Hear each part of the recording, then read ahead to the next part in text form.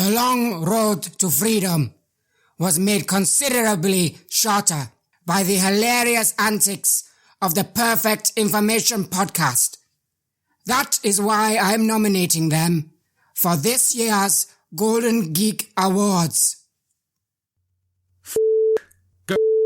And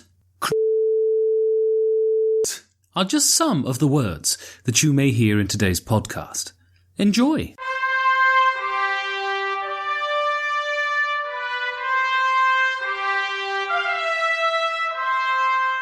Hello and welcome to the Perfect Information Podcast, a board game podcast of handstands and twirling with me, Yoros Panagiotidis, and the world champion of nothing, Ben Maddox.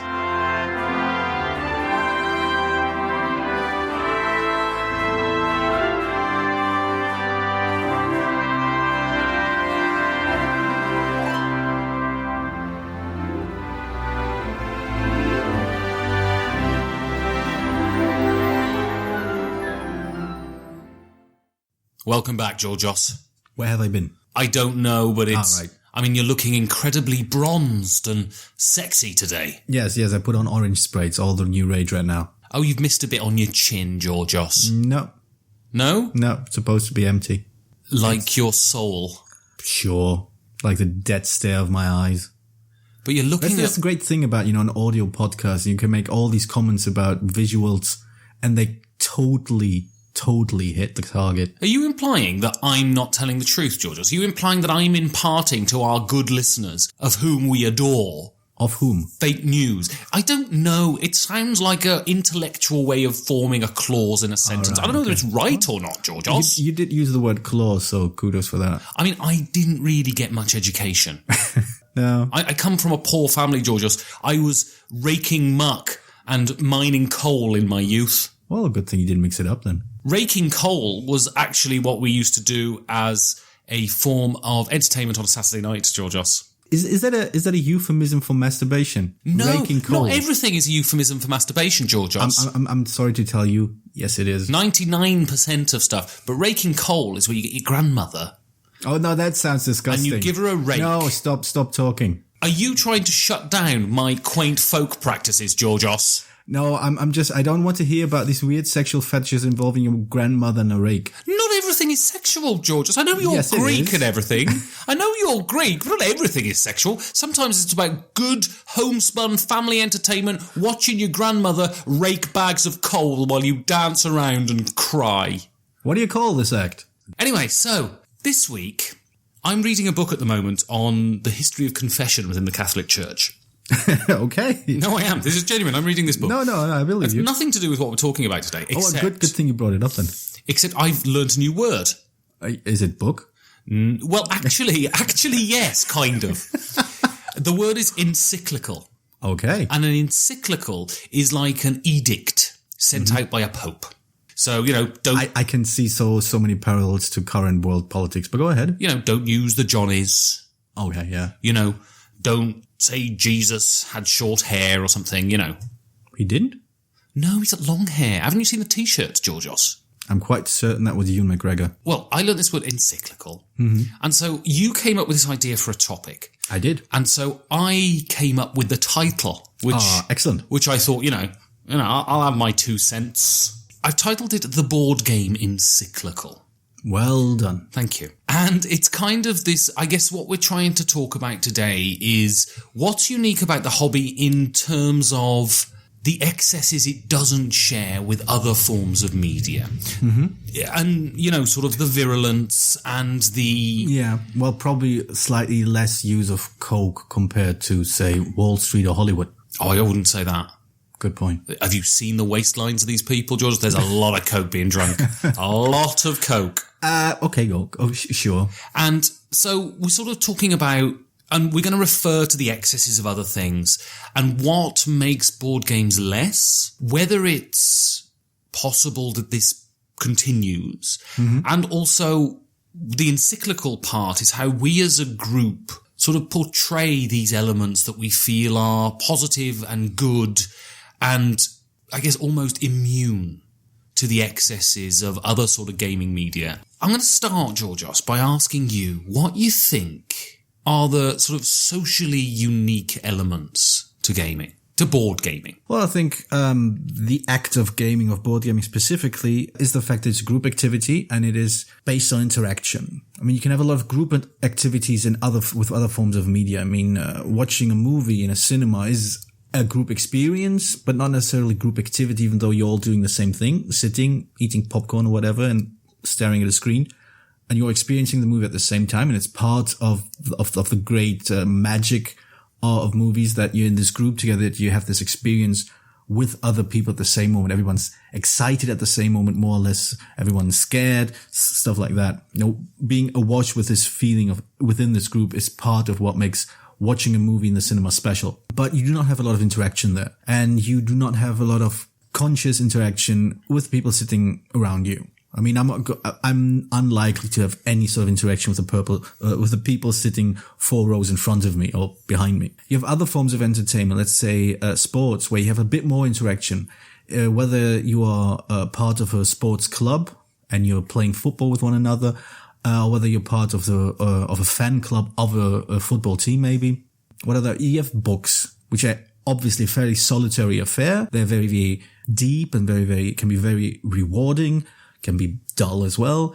But again, all these forms of media that I've conjured up in my head right now because I'm running out of examples, they all have a fairly closed off feel to them, which I think sets them apart in that regard to board games, which are by definition centered on the idea of interaction. So this sort of makes it fairly unique. I think the only thing that comes maybe close to it is the idea of having your weekly drink in the pub with your friends and actually having engaging conversation with them, because that's interaction as well. I think this is where you can sort of draw some kind of parallel to board games. It's this human state. Allow me to get a little esoteric here. Mm-hmm. Well, I wasn't, obviously, but yes. It's this human state that we always assume the present state of affairs has always been and will always be. There's something inherent in our lack of imagination with embracing the past and the future. So if you look at our forms of entertainment now, we consider them solitary. But if you go back, what's really interesting is it seems to me the state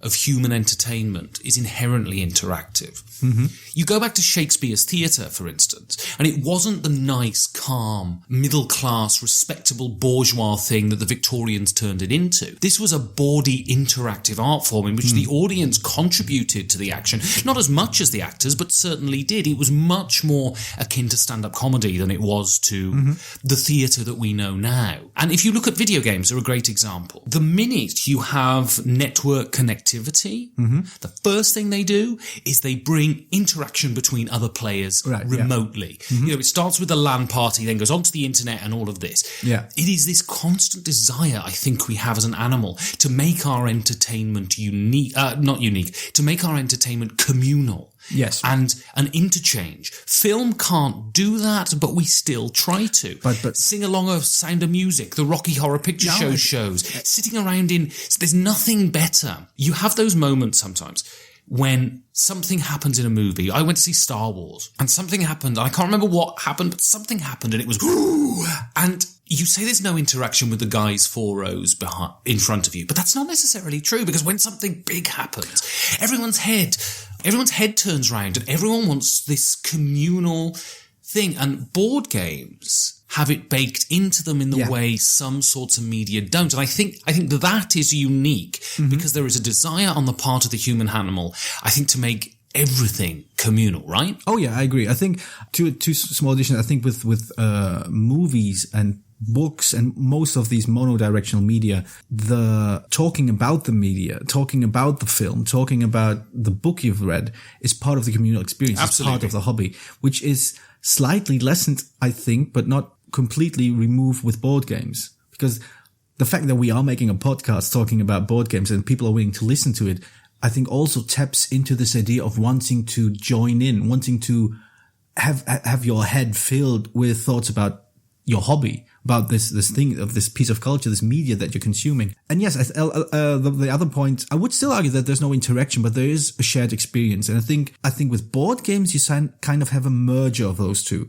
the shared experience and the interaction sort of go hand in hand with board games, because what you do affects the people around you, and their reaction again affects what you do next turn, stuff like that. With film, with books, that doesn't work that way. You have these neatly separated. You have the experience on the one hand, where we all shocked or laughing or feeling very, have a heart swell up 3 sides because we see something very touching on the screen. And then you have the experience after where you share your experiences with your friends, with other people who've seen the movie. You go, oh, I love this scene, I love that scene, and it was so heartfelt. And you start talking about your own experience maybe, or maybe your own history. And that's great. That's something that art especially can do. Going all the way back now to board games, I think this is the core of it. This idea of interaction, like you said, being baked into this communal experience, that you cannot remove this and still call what you do a board gaming. One thing I love about the human animal is its ability to revel in its cognitive dissonance. And I think one element of this is the human animal is inherently a Luddite, whilst at the same time guzzling down new technology as fast as it comes, right? I think part of the thing, if you look at video games, when video games start coming out in the 80s, and there's all this huge concern about it. Why? Because it's a solitary act. Right, yeah. But if you go back even further, I think there is an issue when things come out of the communal and become solitary. We have a distrust of the solitary, I think. And if you go back to the printed book, right, there was concerns over that technology when it first came out. Because what you have is this communal act of a society coming together and a guy reciting to you. And you being able in real time to contribute to that. A book is set in stone to a large degree. The book is the book, right? Computer games had this same thing. There's always this desire to bring it back to the communal, to having people sat in a circle doing something. And games are this proto-human act almost, because we love to play, we love to represent our own experience, and we love to interact, right? And this is what games do. But at this cognitive dissonance thing, we can at the same time bemoan computers and Facebook, while at the same time being everyone, all of those people are constantly going, I look at Facebook too much, while having their face stuck in their smartphone. And you look at the app integration into games, the suspicion with which that was definitely greeted with at first. Yeah. And I think part of that is a worry that it's not going to be communal anymore, that the app's going to do anything, because the reason I think games have this wonderful ability to be analysed and referenced during the game in a way that other forms of art don't, is that you run the machinery, right?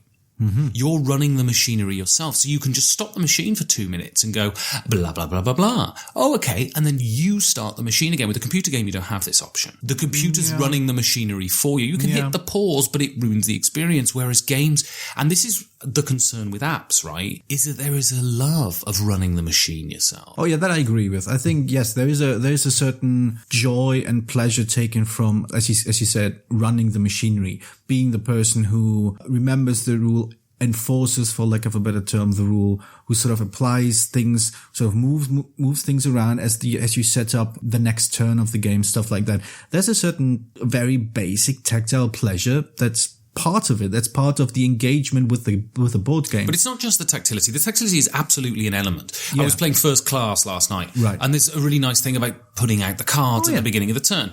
But it's also you've got the mastery over the engineering of the game. And I think also we live in an age now in which our technology is unfathomable. So you have people who can do the software, you can have people who can do the hardware, you can have people who can do the manufacturing, but it's not like old Victorian technology where you could have a guy in a shed at home who could build a penny farthing, right? You can't build a mobile phone. It's just not possible. We have lost our connection to that technology. And I think part of the unique thing about board gaming is it brings us back to that simple yet profound engineering that you had in the dawning of the industrial age. We can fathom the cogs and things that power the machine, right? That's an interesting thought. I think that's something I remember reading about, I think it was an East European philosopher, Georg Lukács. The idea of just basic Marxist theory, the idea of separating you as a person from the result of your labor, and how that affects you. I think there's some truth to this idea that if you're doing something and you don't see its effects, or if you're using something and like you said, it's unfathomable to you. Something is lost. Some connection sort of disappears, and we've become accustomed to this connection disappearing too. And you're right. I think to a certain extent, board games, interestingly enough, bring back this connection, bring by way of design, because design is visible. If you pay attention to it, and that's why a lot of, I think, passionate hobbyists always at some point try designing their own game. Right. It's just this desire to sort of create something and have it be there in front of you. Like I'm having one of these dullest office type jobs. It's split in two parts, one of which is like data. It's literally, I have no idea. I at the end of the day, I have no idea what I did. Like I knew the steps, but the result, it's so out of my sphere of, I can't really, it's like data going someplace else. It's not tangible. It's nothing. I have nothing in my hand to show for it at the end of a month other than the paycheck. But the one thing that does give me joy, and I think it ties back to this idea of seeing the machinery, mastering the machinery and running the machinery, is the management stuff. This is great. I mean, dealing with people, talking with people, sorting things out, organizing logistics. This is all great. This is because you can see your decisions having an effect, and which again ties it back to why board games are fun, because you do something, even if you're not involved in the design, you do something and it has an effect. It changes things, and you feel this immediate feedback of, I did something, the group reacted to it. This is a fantastic feedback loop that just makes board games so satisfying, and in some cases even fulfilling to play. When it works properly, you control the input and the output. Yeah. And that is something that's so alien to our lives now. Right. You know, in the workplace, unless you're a carpenter or a brickie or something like this, you might control the input. You might hope you control the output. The processes by which that input is converted to the output is a fucking mystery. Yeah. You know? Yeah, we do have this idea of sort of things sort of becoming mysterious, esoteric, even though they're used in daily life. Yeah, right. Fascinating. So, okay, I want to talk about it, but I don't want to talk about it because there are people who have discussed this who have a lot more knowledge about this. I'll get to more knowledge than me. That is possible. I know it's hard to believe, but it happens at times. But I want to talk about the closest analog to board gaming is video gaming. Yeah, certain aspects, definitely. And, you know, a couple of years ago, there was the big Gamergate thing. Mm-hmm.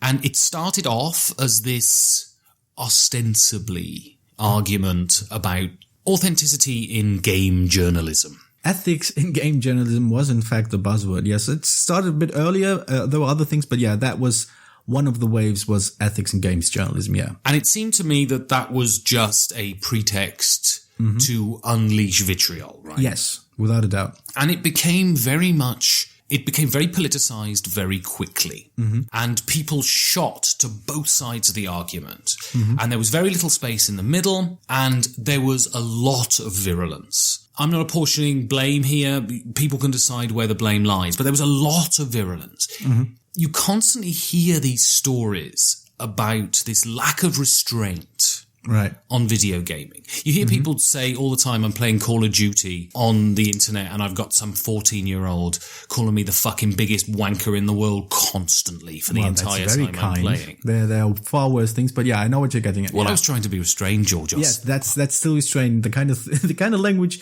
that would get us bleeped out on other podcasts is still restrained when we talk about. Well, the fact is, George, you know me. Yes, I'm an element, a particle of restraint and grace. Yes. Grace is your dog? Grace is my dog. She's lovely. Yeah. She's dead. Yeah. I had her stuffed.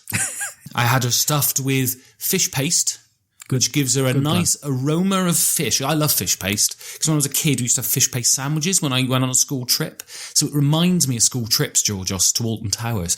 So when I come in, I go, hello, Grace. She looks at me with her dead eyes, and they're not proper like taxidermy eyes. I just got some shit, stuck them on there. They're googly eyes. By the way, if you visit us because you read about us on Reddit, I'm afraid the rumors are true. Occasionally we do have tangents that have nothing to do with the actual topic. How dare you call Grace a tangent? She's a fish paste smelling, googly-eyed bundle of love. She doesn't pant much. As I said, she's dead. But she reminds me of school trips. You leave Grace alone, Georgios. I try to because the stench is overwhelming. But the point I'm trying to make is that we've had a couple of issues within the board game world that have the whiff of that sort of Gamergate thing. So you had the woman who used to work for, I think, Asmodee, who wrote the article about Conan. I don't think it's Asmodee. Yeah, I know what you mean. And the representation of women in Conan. Whoever the publisher was of Conan, the recent board game, yeah. And, there are elements sort of on both sides that are lobbying for politics to be removed, the kind of politics that has riven video gaming. Mm-hmm. And so I guess my question is do you think that board gaming is immune to that? Do you see a future where the division becomes as stark as it is within the video gaming world? Yeah, or is there something inherent about gaming, board gaming, analog gaming, sitting around a table with other people that sort of protects it? No. Also no. And the third one, no. Okay. So let's start with the first question. Explainez-vous. Yes. The first question, I think the biggest issue is that you can't draw a clear division between video games and board games because they're populated by a lot of people who move in both spheres. Do you think there's a big crossover? I do, yeah. I do think, I have a video game history as well. I'm playing less now, not because I want to, but because I don't have the time, or when I do have the time, I don't have the energy. But I know friends who are deep into board gaming as well, and they also have a very strong passion about video games. I think the desire to play can be satisfied by both video games and board games, regardless of whether you're part of this actual physical group sitting at a table or not. So why then hasn't there been the virulence? I think this, again, has to do with basically social dynamics. The idea that in the sort of confinement of solitary game experience, which sounds fancy, what I'm trying to say is when you're sitting alone in your underwear in front of your TV with your headset on, it's a very, very different context of sort of venting your anger, frustration, or even your joy and happiness at winning than when you do the same thing sitting clothed, hopefully, or maybe not hopefully. Rarely for me, but at a table. Come to game night, see my wang.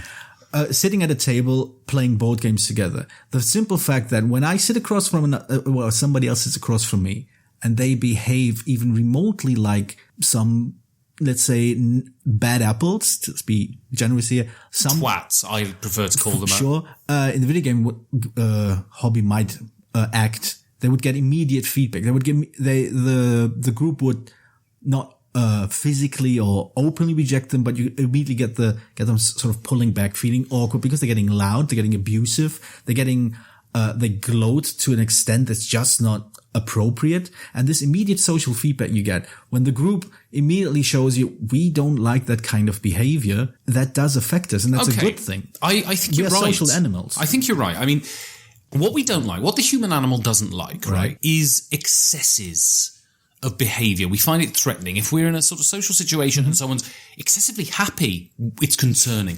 Excessively angry, it's concerning. Excessively sad, it's concerning. And we react to that. And we sort of police our social interactions in a way to put it within a sort of within a bandwidth that is sort of verging on normal. Yeah, right? We measure our responses to a way that's acceptable in the social circle we're moving in. Okay, so that's fine. And I think you're right, absolutely. So are you trying to assert that the nature of playing these games carries over into our solitary interaction on the internet? Because the point is, where Gamergate lived and the virulence came out, and truly fucking horrible stuff, was over Twitter and Reddit and 4chan. Yeah. You know, we can all sit round a table and be lovely to people. Yeah. But when we're interacting in the ways that we do interact, I mean, so many people I know in the board gaming world I've never met. You know, I've only interacted with them and often never heard even. You know, I've never heard their voices. Yeah. Yet... Josh Groban, for example. Josh Groban. Yeah. There seems to be a restraint of interaction. Then now, if this is bullshit, by the way, if you're someone who has seen a really ugly, virulent side to this, please be free to disabuse me. But there seems to be a restraint that doesn't exist within the video game world. Are you trying to imply that the lessons learned at the table are then transferred to the internet sphere? I'm not sure about lessons learned at the table, but I do think it is a very fundamental check on our behavior to have the social group that we're part of react to us. The fact that they react in a certain way or don't react in a certain way gives us feedback. Even if we don't articulate it in our heads, at least subconsciously we realize, all right, this might have gone over the line. It's all micro signals, and we implicitly understand people's reactions to us, right? Without consciously processing. Exactly. And if you sit across the table, everybody's sort of chuckling and smiling when you say something, you have this positive feedback loop. People like my jokes, for example, or people like when I play the game in a certain way. Or I play my Willy like one of those stand-up bass guitars. There's a lot of chuckling here because you keep searching for it for about 5 minutes. But that said... That was a small penis joke, people. Yes. Small penis joke. That's the only jokes that are out there about penises now. Ironically, my penis looks like an escaped anaconda. Yes, in that it's gone. Exactly. All right, so... I wish I hadn't put the word escaped there. I left myself open. That was a rookie mistake. It was. Right.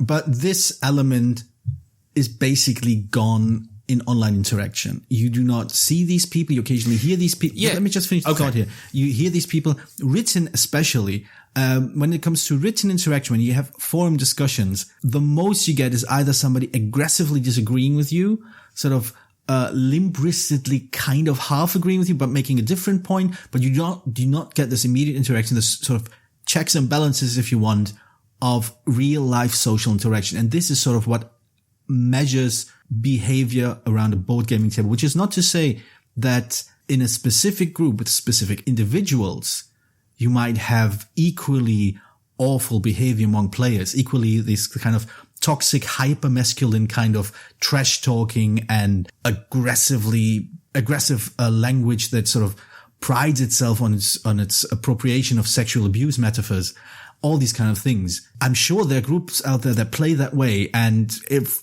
they keep it to themselves, fine, I don't care. But as a general rule, it seems to me, as my general experience suggests, that when you go out and play a board game, most people sort of pay attention to how they act, how others react to them, and adjust the behavior accordingly. That's all great, but you still haven't answered my question, which was, do you think that those lessons learned at the table transpose over to the internet sphere? Because I'll reiterate it. You don't see the virulence in the interaction. You see disagreements and you see people taking the piss. And, I'm sure, unfortunately, they generally tend to be women within the hobby. That there are experiences that people will relate of being confronted with abuse. I know Suzanne from the Dice Tower has on Twitter in the past written that she posted something and got a quite adverse reaction to it. Yeah. But the excesses of the video game thing don't happen in the board game thing. So again, I'll ask you, do you have an idea why? Well,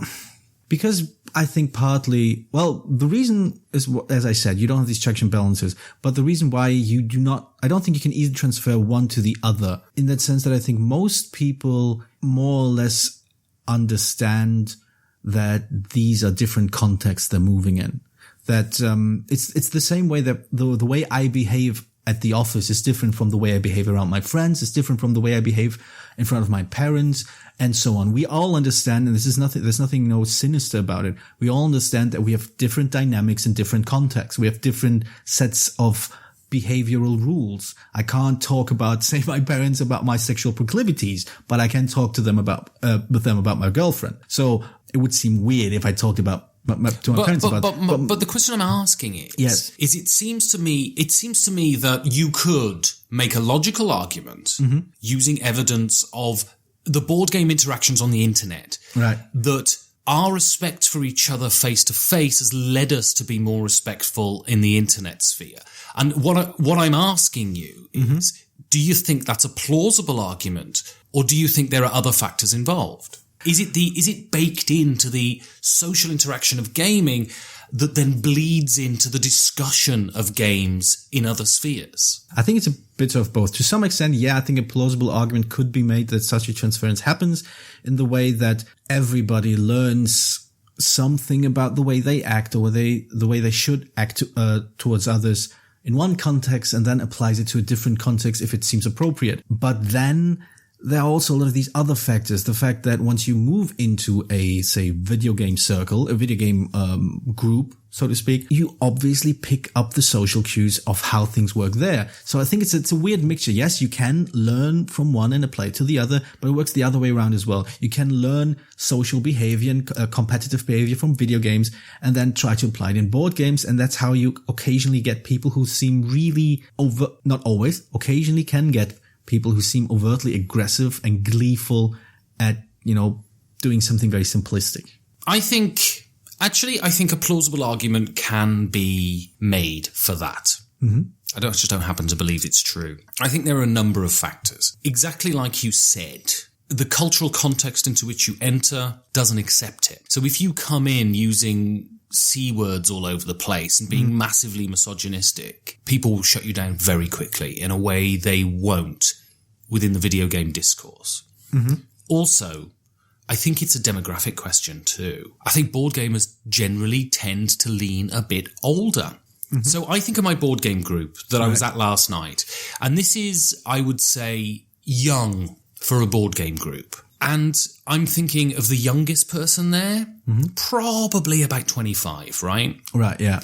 And so that skews a lot older than the video game community. Possibly, yeah. Also, I think one of the reasons the video game community has built up this sort of thing is that you have groups of 14-year-old boys feeding off each other. Mm-hmm.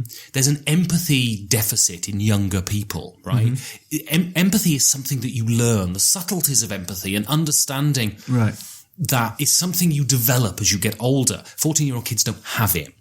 And also within the board gaming community, so I'm not young. Mm-hmm. Well, you look like it. And you can't be a year over 48. I'm going to stab you in the lungs, Georgios. I don't think you understand. It's going to be the night of the lung knives, Georgios. Of the lung knives? It's a pun. I'm going to stab you in the lungs. Yes. Nazis, night of the long knives. Yeah, I know. Night of the lung knives, Georgios. I just underlined the pun, and you explained it. I love you. I know. I can't even remember my point now, Georgios. Yeah, I'm the master of derailing. Yeah, and the point is, within the group, you've got like 25-year-olds and 40-year-olds, and sometimes older than that. And so there is the social dynamic, the age dynamic is baked into that sense of respectability. You couple with that there is a refusal to allow the excess that exists. People get shut down very, very quickly. Ensures, for the moment at least, I certainly hope that it's perpetual, but certainly for the moment, those kind of excesses are curbed. And people have arguments, people have flame wars, but none of the language is mobilized. Video gamers threaten to kill other people. They threaten to rape other people. Yeah. This is insane. People have to stop giving talks because of death threats. This doesn't happen in board gaming. And I think there's something about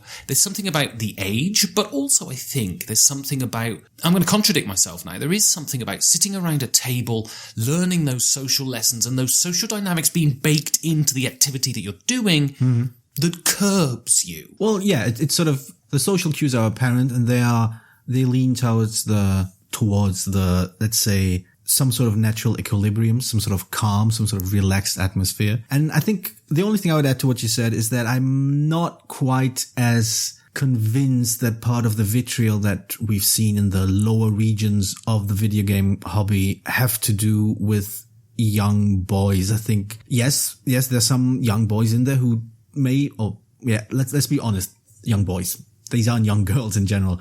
Young boys in there that don't know restraint. They don't understand restraint. They have trouble grasping that words have not only meaning, but consequences.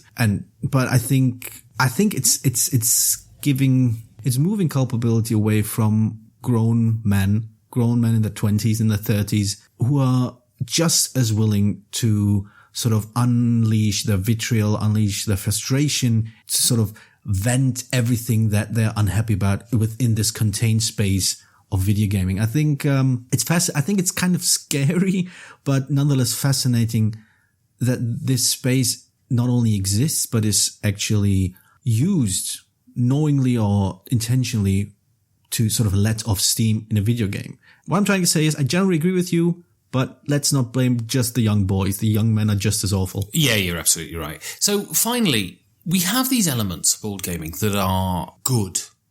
Collegiateness, communality. I'm using words that don't even fucking exist here. Excellent. That's how good we are. Friendliness, respect, decency, comporting yourself with a sort of level of dignity. And I don't think that these terms should carry any particular political resonance. You shouldn't say that these are characteristics of the left, these are characteristics of the right, because I think everything is being divided into left and right. And if you use a certain word, does that imply that he's a right winger? Does that imply he's a left winger? I don't think that's necessary here. I think words like courtesy and decency needn't carry political connotations. And there is this compulsion to evangelize these things to other people. And my question is to self-police, I guess. And my question to you is, should we? Should we go out there and tell people that these are virtues we should value, or should we just let people get on with it on their own? Should we have a board game encyclical? Before I get to that question, I'm training my political speak now. Before I get to that, let me, I sort of bristled a bit at the term self-policing, because that seems repressive somehow. And I don't think this is so much about repression as it is about this idea of emphasizing the strengths of the hobby, emphasizing that we all share a desire for a welcoming group, of a group where we are welcome, where we can sit down and not worry about things, where we can play the game and just enjoy the moment and not worry about am I saying the right thing to the person across from me? Am I acting correctly towards, I don't know, this young woman that just joined our group? We shouldn't worry about whether we do things right so much as whether we keep in mind what the good qualities are. And those good qualities are basically being open, being, inviting, being, like you said, friendly, decent, being forgiving in a sense. If somebody screws up, if somebody has a bad day, to be able to recognize, all right, we're here to sort of enjoy this activity together with each other. In other words, I don't think we should so much self-police as be aware that this magic circle that we always love to bring about, this magic circle is something that doesn't happen automatically on its own and is unbreakable. It's something that we need to be aware of, we need to sort of be responsible for and act responsible towards, and make sure that whoever sits down at the table to play with us is welcome, is part of the magic circle, is included. I want to avoid the word inclusion, because it sounds like I'm arguing, we should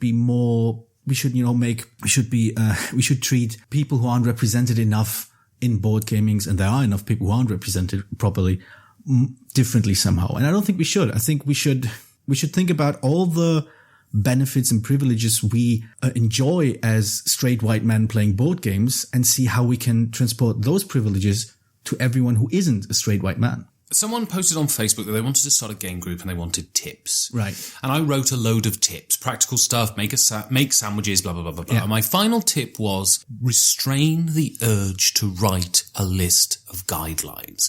Do not Yes. do it. Because what will happen is that people will use them as a stick to beat the rest of the group with. I think it's very simple. Games offer an emergent, cohesive experience, and all we need to do is leverage our innate concept of what it is to make a person feel good or to make a person feel bad. And the minute you try to codify that in words, it will be abused. So get out there, people. Play some games and that. Maybe kiss a person. Hello, it's Roland Gift here, lead singer of the Fine Young Cannibals, and I just wanted to say that the Perfect Information podcast drives me crazy. And that's why I'm nominating them for a Golden Geek Awards. You do it too. The Hook brings you back. Thanks, Semisonic. I'm TC Petty III, and this is Deep Design with TC Petty III.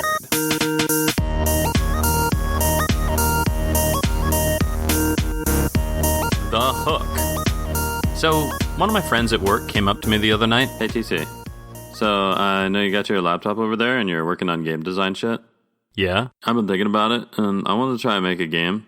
I thought maybe you could help me out with it. So, I was thinking it would be like a deck builder, but not with cards, with dice, and you would upgrade your dice, like starting with copper money dice like in Dominion, and getting silver or gold dice with certain faces being better when you roll them, and you'd have to fight monsters, I don't know, maybe in a dungeon or something, but you could get hero dice that would fight them, and you could upgrade them and shit. I kindly replied with the smartest reply I've ever replied with. That sounds good, but find the hook. Find the thing that makes your game different from any other game like it, and when you have the hook, I'll be interested. Find your hook. So today, we're going to talk about hooks. Because honestly, I really don't care if you get wet for deck builders or splurge wildly when you hear about a new good versus evil science fiction space game. It's not just a disservice to the gaming community to pump out derivative game products, it's also boring for the fucking game designer. What's going to make your game stand out in the market? What's going to keep your interest? And that's why I said what I did. If you're going to work on something for the next month to 30 years, it better be mildly interesting. But I think Hootie and the Blowfish said it best when they sang.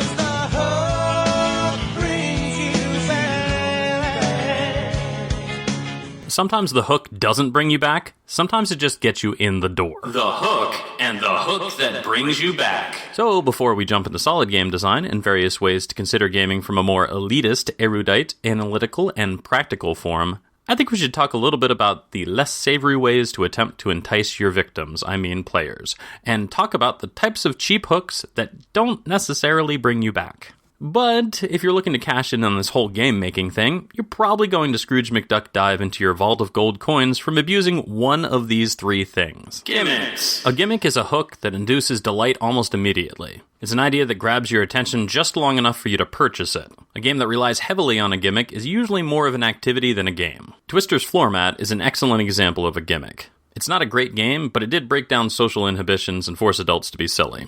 Twister is no longer a good gimmick, at least in America. Whereas previously it was a reasonable excuse to contort our glistening entwined bodies against one another in a socially acceptable way, now we're all too fat to hold positions for very long, and it becomes an exercise in glutinous folds mashing together in awkward and self-conscious Silent Hillian psychological horror monstrosities. The twist. The twist is taking an existing game and adding a twist to it. Call it derivative, call it honing, call it Cards Against Humanity, whatever you want to call it, it works and it sells. And for a new designer, it may be the spark that initially fuels the game design fire. If you like a game, why not make a game that's pretty much a direct copy of the base system, but with some thematic or mechanical twist that satisfies your creative impulses? The most common example is deck building. For a while, deck building games paid so much of a debt to Dominion that the phrase Dominion with a twist was used to poke fun at a constant stream of derivative one-trick ponies. Thunderstone is Dominion, but you fight fantasy monsters. Trains is Dominion, but with a board. Star Realms is Dominion, but you punch each other in the face. Legendary is Dominion, but cooperative. Ascension is Dominion, but with a line of cards. Valley of Kings is Dominion, but a microgame. The list goes on, and while various systems separate themselves more or less as time goes by, the inspiration was obvious. And it worked. Toy factor. When the game provides pieces that interlock, or cool buttons to press, or talking robots that issue commands, or come with real ninja chop action, you know the publisher has just invoked toy factor. Usually, toy factor is reserved and abused heavily for kids' games, and with good reason. For parents, it's like buying a cool toy that also just happens to be a game. Dexterity games do this fantastically, and offer the most solid modern opportunities for giving players things they can fondle and manipulate. It may feel childish to some, but manipulating solid pieces that are attractive is a feature that improves pretty much any game. But if you want normally reasonable board game aficionados to balloon their underoos with mayonnaise, add fucking miniatures to your game. With enough high-quality miniatures, you barely even have to make a functional game. Alright, so that stuff I just talked about, boring. Whatever. It's the most superficial of the superficial. It's like chocolate for every meal. Not satisfying at all. And while I could deep dive into each aspect, I consider each of those hooks to be one creative idea and then a pile of marketing knowledge on top. So now that's out of the way. When I'm talking about a hook, I'm talking about getting that player to pick up your game, play it, and be unable to resist playing it again. A player returning to your game because they crave that elusive feeling that only your game provides them. Fun, challenge, repetitive tasks, prompts for creative license, whatever their brain latches onto as inspiring and escapist, that's the shit they need, and they need that shit bad. Longevity. Habit-forming products. Addiction. Of course, anything that requires a certain amount of calculation and reinforces that brain function with a release of dopamine has the potential to become an addictive behavior. Anything that you do that gives you a reward could become addictive. When someone is first introduced to an injection of dopamine into their system, it makes them euphoric, and they crave that feeling. But to reach that same level of euphoria later, they'll need a little more. And more specifically, the anticipation and clear potential for more. Once you have a player that is actually engaging with your game, you have to find ways to make it memorable. So one thing that is commonly done is that you introduce a feedback system to the player. That was Klaus Hufnagel Abraham, some German video game designer who has ironically not made any memorable games. And yes, most design analysis I find comes from the video game space because it just so happens to have 50 times, that's not exaggerating, 50 times the market share of board games. It's easy to say, I want to make a memorable game that gets people to come back, but quantifying the creative concept into how-to format is difficult. So let's get started with rewards, which is what Klaus was talking about. Klaus talks about 3 different aspects of rewards: the self, the tribe, and the hunt. I think it's important to note because most people just assume rewards would all be for the self. Improving your abilities at playing a game, scoring points, getting more stuff, but thinking of it that way is limiting. Rewards that are part of the tribe are social rewards. It could be a high five. It could be words of praise. It could be spite drafting the wood spot in Agricola because you know how much it'll screw Eric. Everyone hates Eric. Those social rewards are really engaging. It's why people have the energy to play board games in most cases. And the hunt is the visceral. Gathering resources, collecting things, marking your territory. There's something so raw about bartering goods. I just want to barter so fucking bad. Klaus didn't create this concept, though. He borrowed it from Nir-Eyal, who came up with the idea, the hook method, in his book, Hooked. But I'm going to cherry pick the most applicable information because I don't think his methodology really applies well to board games. For Nir, the hook is a cyclical thing. The hook is a player sees something, takes an action, receives a reward, and then the player becomes more invested in the game, and then the hook cycle begins again. For people who are familiar with modern board games, we're used to this. It's just how you play games. That's like a round. So let's break it down. Something needs to trigger a player's attention. What is it in your game? Is it a cool component, the description on the box, the designer's name? Or during gameplay, are there special events, variable setup, an interesting and recognizable pattern of pieces on the board? What does your game do to grab players' attention initially and during gameplay? This is pretty much your elevator pitch to publishers and potential crowdfunders, so you should be able to define it. Players need to then have interesting actions to take in response. This can be a variety of subjective things, so what's yours? What are actions in your game that help define the mental gymnastics or the fun factor? What can you point to thematically or mechanically that defines the experience? A reward is then offered to the player. Consider what I said a minute ago. It's not just about receiving victory points or improving players' short-term or long-term personal goals. It's also about what they are collecting and claiming as their own in a competitive space, and it's also about how the other players love or hate them, or think they just did something wild or clever. It's rewarding. What special rewards does your game offer? And then, investment. Does this cycle build upon itself enough that players give you their attention fully? For example, a legacy game does this well because players name their characters and rip up cards and put stickers on a communal board. Those types of direct investments in the magical world of your game are extremely compelling. What new types of engagement does your game attempt? But also, the big picture. Is your game also good enough on a whole that a player might go out and buy it for themselves or moisten their denim at the hint of a possible expansion in the future? Because the purpose of variable rewards is to scratch the user's itch, to give them what they came for, but leave them wanting more. Right? Some type of element of mystery to keep them curious about what they might find the next time they engage. And what does this heady mixture of high-concept ideas all reduce down to in the steaming saucepan of tabletop games? Giving players ways to consistently feed their addiction with your game's gourmet world. Nir says variable rewards. But I would dip even further into drug analogies and say also increasing significance of rewards. To hook someone initially, you need to give them a reward they want. And to keep them coming back, you need to take a counterintuitive approach. Make it more difficult to get the thing they received initially. Provide a player with a punctuated equilibrium of rewards. Provide a lot of easy options at first. Let them stretch their legs, and then slowly restrict their access to the same level of gratification. A game like Sushi Go, or any game with drafting, does this inherently well. You are presented with a treasure trove of various options in your opening hand, and as the round continues and cards are played to the table, these options slowly dwindle, and you are forced to make more difficult decisions with much less potential reward. One final fantastic point. Hooks, whether mechanical or thematic, also let a person know if they're absolutely going to hate your game, which might sound like a downside, as too strong of a hook can alienate players, but if you don't like a social party negotiation game, you're definitely not going to play an open-ended politics debate game. But it also very specifically helps target your chosen audience. It's like Finding Nemo. It's a fantastic kids movie. For being incisive and specifically applicable to the childhood experience, it's a masterwork. But I personally give it a C. If I was 6 years old, it would be my favorite movie of all time, but it is for kids and has many roll-your-eyes stupid slapstick sequences and generic bouts of dialogue with stock characters. I saw it one time, and I don't need to see it again. I'm an adult. I would rather watch The Triplets of Belleville, or Attack on Titan, or Spirited Away, or even Ponyo. Ponyo is better. Finding Nemo can suck my dick. But see, that's the thing. It doesn't matter what I think. I'm not the audience for Finding Nemo. People who have no interest in Finding Nemo never see Finding Nemo, and never rate Finding Nemo, and never offer opinions on Finding Nemo. And only heartless assholes with a podcast actually spend time pointing out flaws in a kid's movie. However, due to climate change, Nemo's home, the Great Barrier Reef, has dwindled to a tenth of its size since 1985. So, if you want to find Nemo today, don't worry about it. Nemo is dead. Captain of villainy, murder and loot.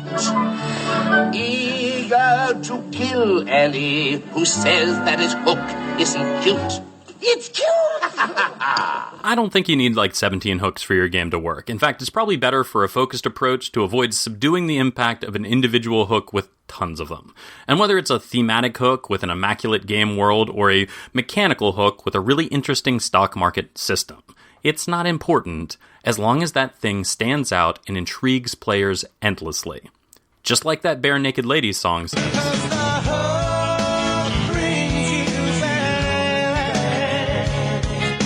Because if you can find that perfect hook that never quits, God help us all, your cardboard masterpiece will be satisfactorily filling all of our intellectual orifices for years to come.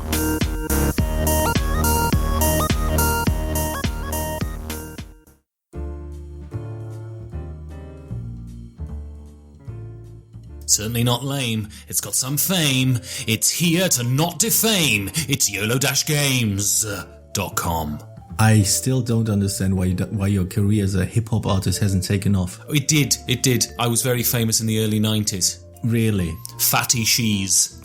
But, I don't like to put it out there because, Yes, you do.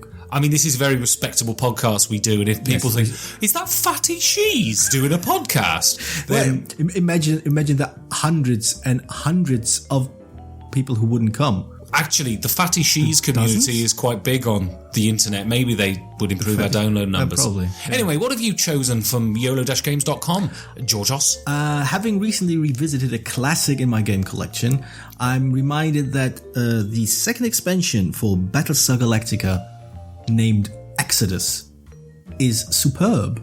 It adds a little bit of spice, a little bit of rules complexity. What I'm trying to say is this. Battlestar Galactica is a fantastic game. The second expansion is worth picking up, and it's only $34.99 on YOLO-games.com. My God, Georgios, you're a fracking toaster. Yes, I'm a frecker. So my one I've chosen is in my top 5 games of all time. I adore this game. It's wonderful. I've played it with non-gamers and proper gamers, and every time the joy comes out. It has wonderful tactical decisions, and it's funny, and it's thematic, and the art is great, and I fancy one of the cards, and this is Libertalia from Paolo Mori. This game is wonderful. It has tactical card play. It's intuitive and glorious, and if you don't like this game, there's something wrong with your brain's head.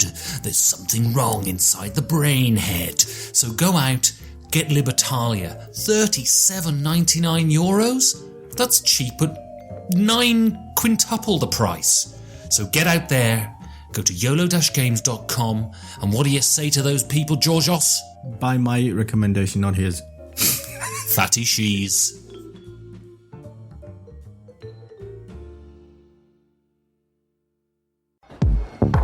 Is that your name on the list?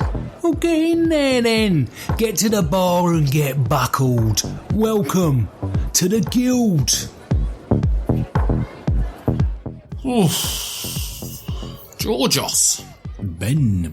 Oh, by the way, if you're coming in, listening to us and complaining about us addressing each other with name too often, Ben. Georgios. Yes, Ben. Georgios. Has been doing a lot, and I'm going to enjoy doing it as well, because Ben. Georgios. Ben. It's just fun to talk about ourselves a lot. So, I like my name, Georgios. It's short. It means son of the right hand in Hebrew, which is not only apt, but quite apt, Georgios. Really? Indeed. I think my name has something to do with farmer. You look like a farmer, Georgios. You got the Czechy shirt on that farmers wear. From Czechoslovakia. No, it's not Czechoslovakia anymore. It hasn't been for a long time. It's Czechia. They decided to change it to Czechia now. It's called Czechia. Really? Anyway, Georgios, so... Yes. I've got a bit of news. A bit of news? A bit of news. Is it bitter news? Well, it depends. It depends if... I mean, how do you feel? Nothing. About the smell of stale cigarettes, urine, and lubricant jelly, Georgios? Do you enjoy those, let's say, effluences? Do you enjoy them, Georgios? They're not necessarily the odour I like to wake up to, but the odour I do occasionally wake up to. Have you become inured to them, Georgios? Well, somewhat. Because Janine told me the other night that even though she loves this place... Yes, it's a lovely place. Lovely people. She's got a new job. A new job? Yes. Better than an old job. And it's at a palatial private members club, Georgios, that has deep leather armchairs, right, and expensive smoky whiskies, and people silently reading the Times and things like this. Right, and you think they're going to let you in? Well, she told me, Georgios, that she could score a couple of premium membership passes. Excellent. For thee and me, Georgios. Well, which club is it again? Well, coincidentally, Georgios. Yeah? It's called the Guild. The Guild. Yeah, I don't have a membership there at all. No, they don't know me. I don't run anything there. Good. It's completely... Not that I assumed you would. I wouldn't assume you did. You shouldn't. So anyway, she wants us next... I'm going to have to talk to the members of the board, maybe. Excellent. For this company you don't own. Anyway, so Not my company, no. Anyway, go on. She said next week when she starts... that she said, do you want to come and have a look? Maybe have a sit down in an armchair, maybe drink a Wisco, and decide whether you like the look of the place. And she said, because she enjoys watching us have a chat. I mean, at the moment, we're having a chat in front of the neon soap bowl, but, Well, don't... That is true, but what you're omitting to mention is the half-naked young men grinding their hips on about eye level. Well, exactly. Well, this is the thing. She said... You want to abandon that? Well, this is not what I'm suggesting, Georgios. Oh, excellent. All I'm saying is... You can bring Hans and Franz? Well, no. But all I was saying is that next time, we'll just go there, have a little experimento. If we don't like it, we can always come back here. Jens loves us. Yes. But, it's just quite nice. I quite like to watch Janine work because she's quite a master. Yes. And, she likes to watch us expostulate on a load of old bollocks, Georgios. She says here as well. She says it gives her strength. The bile gives her strength, Georgios, to work more. Oh, wow. I didn't know that things were that dire. And so what I would suggest is that next time, that we go and have a look at the guild, and, we'll see what we think. Fair enough. Excellent. Anyway, so, Georgios, what was the guild question last time? The guild question last time was how you deal with burnout. Indeed. Burnout. I burnt out during the week, Georgios. Really? What did you burn out? The house? The flat? Rice. Ooh, that smells. It was twice as nice. That smells as well. So, what did the beautiful Brian Girding, heir to Pendragon... Still haven't got the check, though, Georgios. Have you noticed this? Which check? This check? He's the heir to Pendragon. It's a country. Yeah. So he, as the heir to a country, should be giving us a load of money. Have you received a check? Have you got a check from Brian Girding that you're not telling me about? A cheeky cool $1 million? No. That's ridiculous. Why are you shiftily moving your eyes from side to side to imply that you're lying? I can read your micro expressions, Georgios. You can't even spell micro expressions. I can't even say it. It took me about 5 attempts to get it out of my mouth then, but I can read them. Fair enough. Speaking doesn't imply reading. Oh, so we will burn all these witches for nothing. Yeah, what about man with the sewed lips man together man? He can't do the speaking, but he's famous for his reading, Georgios.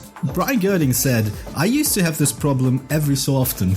Then I had a baby. Worked like magic. Now we're back for the chance to play. Okay, Georgios, I need help with this. Yes, because so when a man and a woman like each other very much, they go to a specialist. Okay, right. And 9 months later, they've signed off the rest of the life and the rest of the money. Excellent. So where does the cleaning shit come into it? No, that's just a hobby. All right, okay. So, I'm a child of Chernobyl, Georgios. Which means that's fun. Which means during the meltdown in the Ukraine in the 1980s, all of my sperm, for time immemorial, were incinerated. So it's not possible that I could have a little screaming ball of joy, Georgios. But you're a fertile man. You've spread your Greek seed upon the German soil and spewed forth a couple of beautiful humans. Yes, 2 of them. Is it right? Does it constrict your gaming time? Yes, kind of. Well... Elaborate. Is Brian Girding right, or is it a load of old Bolocks? Let me seed my argument I'm going to pick up later. He's basically articulating a thought that will be a recurrent theme in the replies in this thread about limiting game time and therefore valuing it more. I'm not sure that's been my experience exactly. I'm just talking about purely personal experience and decisions that I was well aware before I had a child.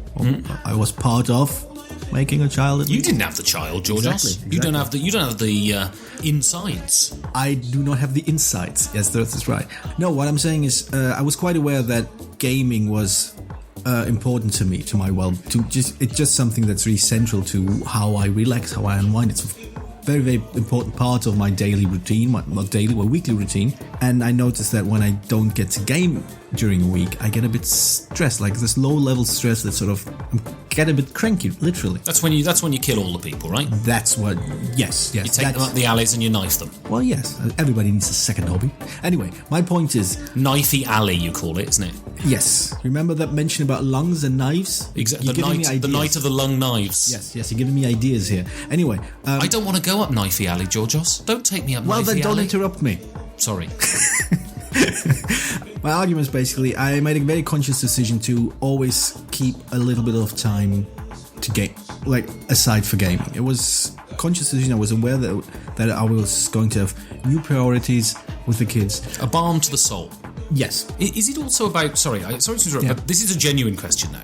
Is it about this desire to not want to completely lose your former life, to have a part of your former life that exists into your present one?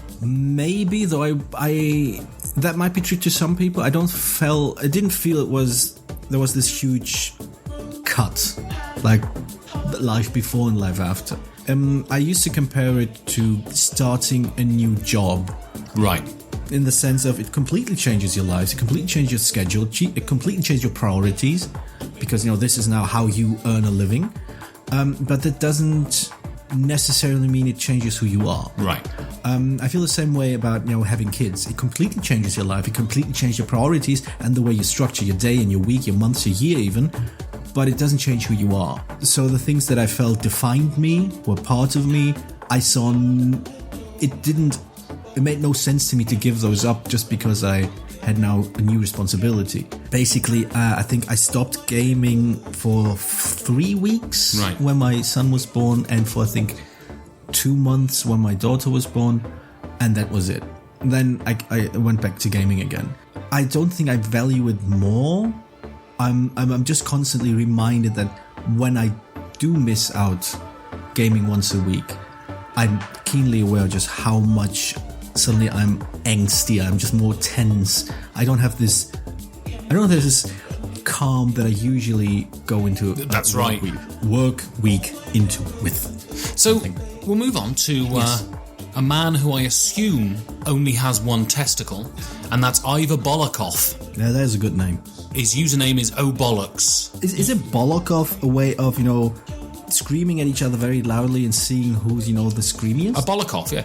Did you never play Bollocks at school? No. There's a game, this is legitimate now. There is a game called Bollocks. Yeah. Where you're supposed to do it in class, and it's essentially chicken. Right. And you start very quietly, you go, bollocks, bollocks, bollocks. And it's the one who can shout the word bollocks the loudest in the class before obviously the teacher will tell you off, but it's a game of bollocks. Yeah, it's a great game. Yeah. So what does Bollocks, Ivor Bolokov, have to say, Georgios? The esteemed Mr. Bolokov says, usually a change of game type does it for me. Whatever you've been playing most of, check it in for a bit and pick up something different. Again, this follows up this idea of removing whatever is causing ennui and replacing it with something else. Right. He at least argues that you still stay within the hobby and just change the flavor of it. Basically, like if you've been eating pasta and pesto for a week, maybe spice it up a bit by adding shoe leather. That's right. I mean, shoe leather is very, very, very tasty in a soup. It's basically it adds a chewy dimension to your soup. Exactly. I don't know. I mean, I play lots of different types of games, but I like particular ones. I think I'm suffering at the moment because I'm suffering a deficit of heavy Eurogamers in my group at the moment, so I'm not getting to play heavy Eurogames as much as I like. I'm playing a lot of lovely light card games and sort of social deduction games, right. And while they're fine, I want to play something meaty, so I'm suffering a deficit of that at the moment. But I don't know, it's that argument, isn't it? If you back off from something, right, do you just lose the desire to do it more? The more you do something, the more you want to do it. Right. It's like with writing. The more you write, the more you can write. Yeah. Is it true? The more you play, the more you can play? It's definitely true for me. I remember, I don't know if I mentioned it last week or if I just mentioned it in a conversation. After a really satisfying night of gaming, no matter how long the game was, no matter how heavy, no matter how frustrating, if it felt like it was like really, really satisfying, it takes me about somewhere between 10 minutes and maybe a night's sleep to immediately sit down and play again. Because I had this feeling of, no, this was fun, I want it again. I want to play another game now, a different game or the same game. I've rarely had this experience of sitting down, playing a game, wrapping up game night, and then going, all right, I think I've had enough for a couple of days. Right. And to me, one great game night could just be, followed up by the next great game night and the next great game. This is why I love conventions. I love this, or going away for gaming weekends. Yeah. I just love this unfettered access to doing nothing but playing games. Yeah. I love it. I could play all the time. Agreed. I mean, and the great thing is that, yes, at the end of a game weekend or even a convention, you feel exhausted. And I felt like, all right, I think I've had enough of gaming for a while. And it takes me no longer than a day. Right. And then I'm back on it. I need to get another hit. I want more gaming. I want to sit down and play with people again. So, we go on to the kindest of fortresses. Yes. The gracious Isaac Shalev. Are you sure? Isn't it just, kind of fortress? Maybe? That could be it. He's got like a couple of planks of wood. Yeah. And he's painted a bird on the front. Yeah. That's kind of a fortress, isn't it? Possibly, yeah.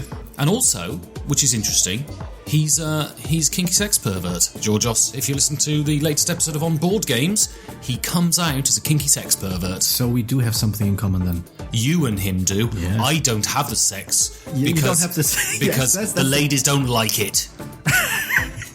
They told me, Ben, unfortunately what you don't know about women is we actually don't like the sex. Yes. So that's why we can't do it with you, because we don't like it. Yes.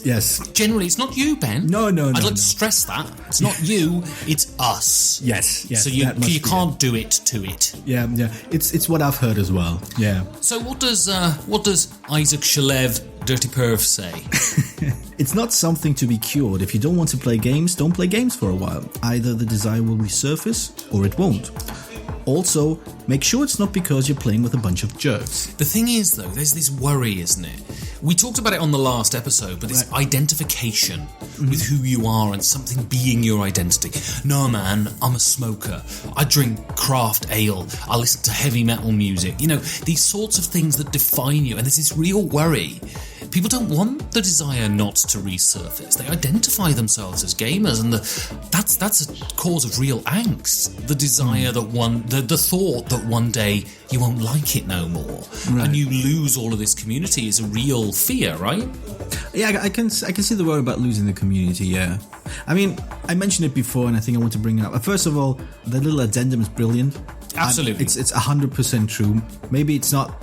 It's not the problem isn't that you've lost the desire. The problem is that you're surrounded by assholes. But the point I want to make, and I'm sorry, it might sound like I'm picking on Mr. Fortress, but I'm not. I was reading through these replies the other day, and the common theme seems to be that if something that you felt passionate about seems like you're burning out on it, step away, remove yourself from it. And it seems to be the gut reaction, the reflex on how to handle it. And it seems strange to me that I wonder whether this isn't just sort of ignoring the problem and hoping it goes away, and if it doesn't, just giving up. Right. I think at the point I tried to make last episode, and I might try to rephrase now, I have a terrible memory, is that I feel it would be better to actually maybe sit down and figure out where this is coming from. That it's not just... I don't subscribe to this idea that this is just something that happens and it can't be helped. It's just like... magnets, how do they work? You know, the weather, where does the weather come from? All these things have causes. All these things can be explained, and I think burnout in your favorite hobby has causes, and it can be explained. It might just be, I don't want to fucking do this anymore. That might be legitimate. I don't want to do this. It doesn't excite me. It doesn't. No, I don't enjoy it. I want to move on to something else. Exactly. It can be that, but there also can be causes that you look at and you say, nah, maybe. I think the key distinction you need to make is that if you're sitting down realizing I don't want to do this anymore, and you don't feel worried about this, you don't feel angsty, you don't feel like you're losing anything, then yes, go away. Because obviously whatever it was that once held you to this hobby has gone, has disappeared, and there's a good chance it won't be coming back.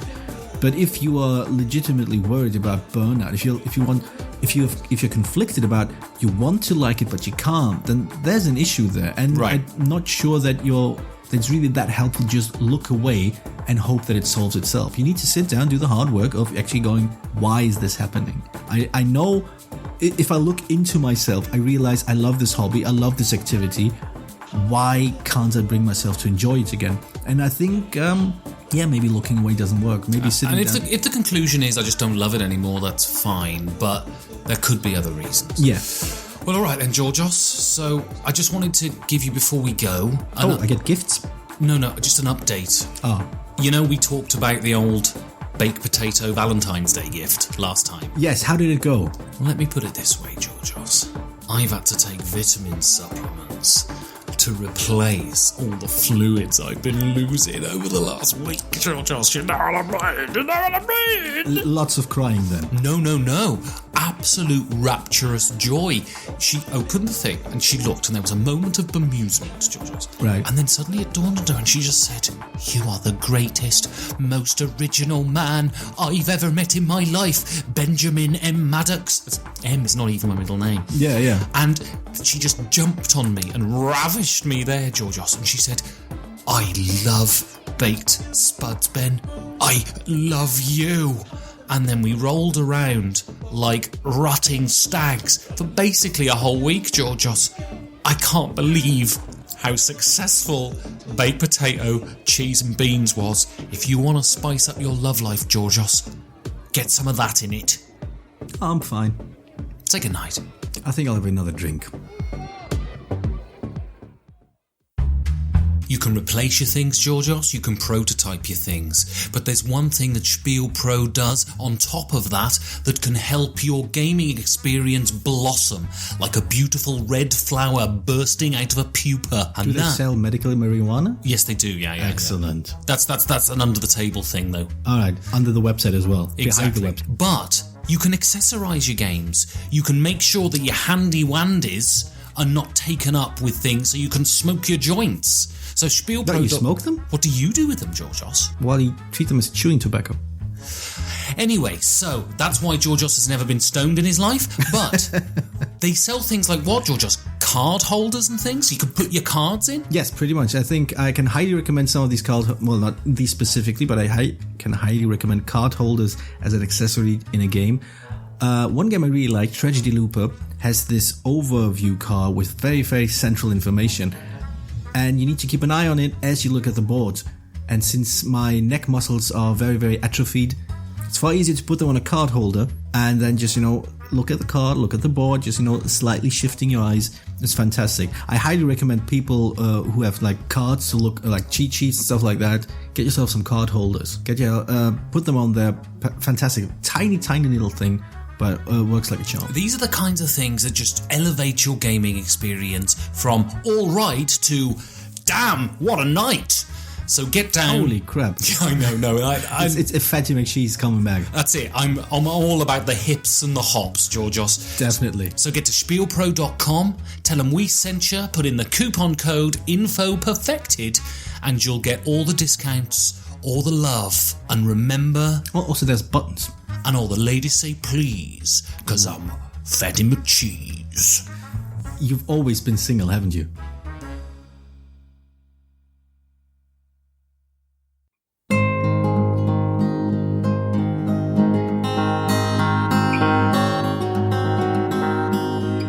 I'm Nick Mariner, and this is the Board Game Professor.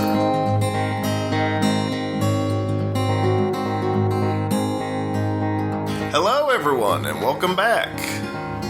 It's good to return with a new segment this week. I'm so excited to start a sequence of featured games in my segment here over the next few weeks to dig into what I believe all board games truly at their heart are meant to represent.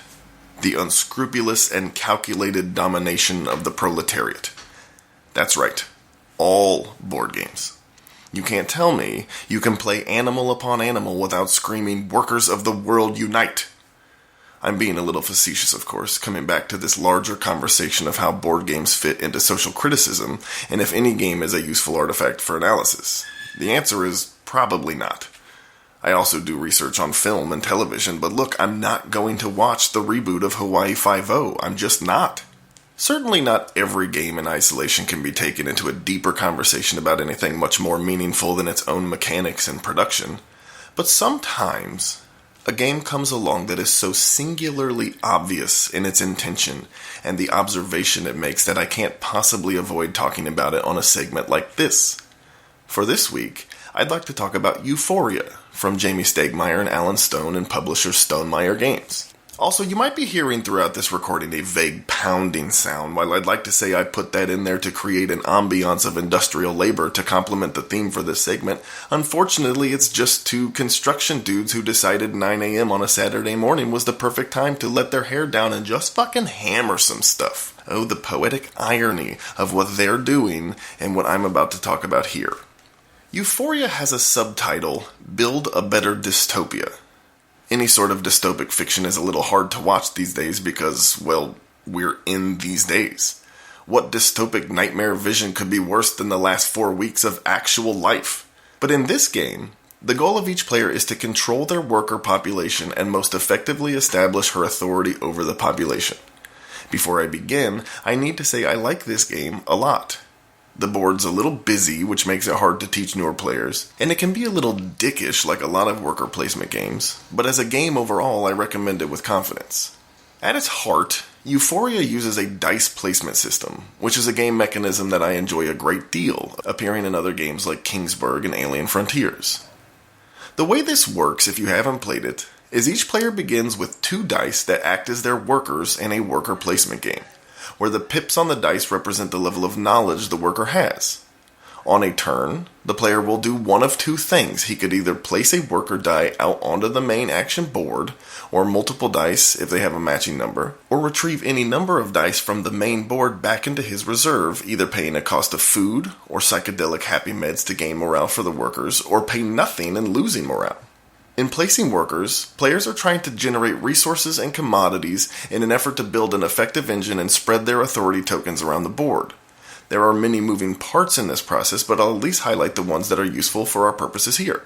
Let's not fall back on trite aphorisms like knowledge is power to understand what's happening in this game, But we should at least be willing to say that in Euphoria, knowledge is important. For instance, there are 4 commodities in the game: energy, water, food, and bliss, that dopamine huffing glue I mentioned before. In order to produce any of these commodities, the player places one of her worker dice in a community space on the main board that indicates production of that commodity. Then she counts all the pips on all the worker dice in that community area and receives a specific bonus based on the total knowledge present.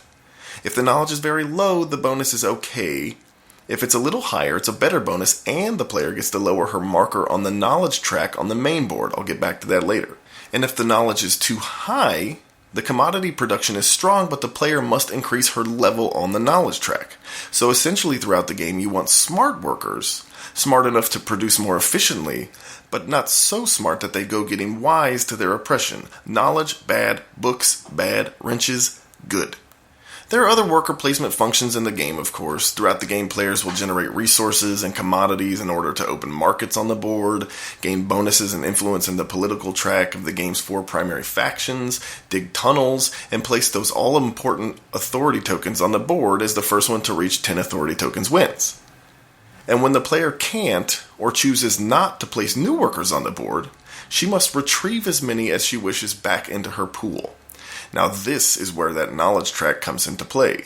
At various points in the game, players will increase or decrease their knowledge marker, and that level indicates an additional value that is added to the worker dice when the player retrieves and re-rolls them. The higher the marker is on the knowledge track, the higher the added value is. That makes sense. See, I'm smart too. When the player retrieves her workers and re-rolls them, she adds the pips on the dice in her pool and the value on the knowledge track. And if that total is equal to or higher than 16, she immediately loses 1 worker.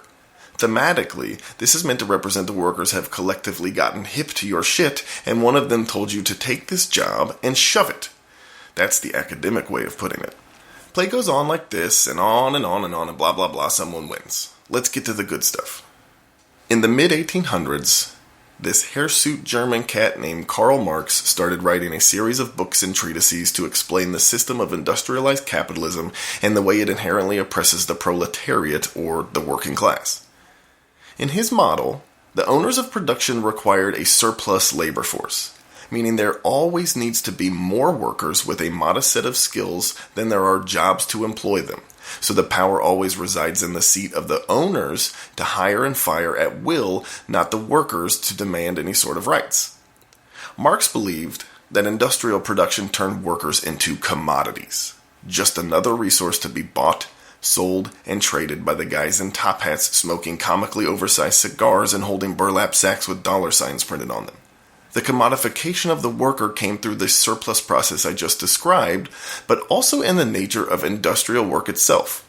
See, there was a time in which artisans revered a great ownership of the products they put into the world. Let's take a car, for instance, even though mass production of the automobile is just past the time Marx was writing. When cars were first produced, you might have a small operation or family producing it piece by piece from the ground up. When the man who built that wagon then saw it cruising down Rodeo, he could point to it with pride and say, "I built that." Industrial capitalism reduced the worker through the process of task delegation from artisan to laborer. Instead of building the body and the engine and the interior in a process that could take weeks and months, the worker now stood in a line and, say, bolted the wheels on one car after another all day long. The knowledge to do the job became less skilled and less important, and the connection to the work product itself as a thing of ownership faded then died completely. Instead of seeing a car and saying, "I built that," the worker now would see it and say, "Hey, is that a Ford? I maybe put the left tire on the front of it. You're welcome." Here's the thing. Marx and his colleague Friedrich Engels believed that at some point, the proletariat would revolt against their own commodification, that they would see their work had been devalued and control over the means of production had been seized from their own hands, and they would rise up to overthrow the system entirely. For as sound and demonstrable as their theory was, their powers of prediction were not so great. The glorious workers' revolution against capitalism, except for in a few instances, and speaking only to this day and this time, has never happened. Why not? What happened? A lot of scholars in the last 150 years have been writing in pursuit of an answer to that question, not the least of which were the two friends I mentioned in the last segment, Horkheimer and Adorno.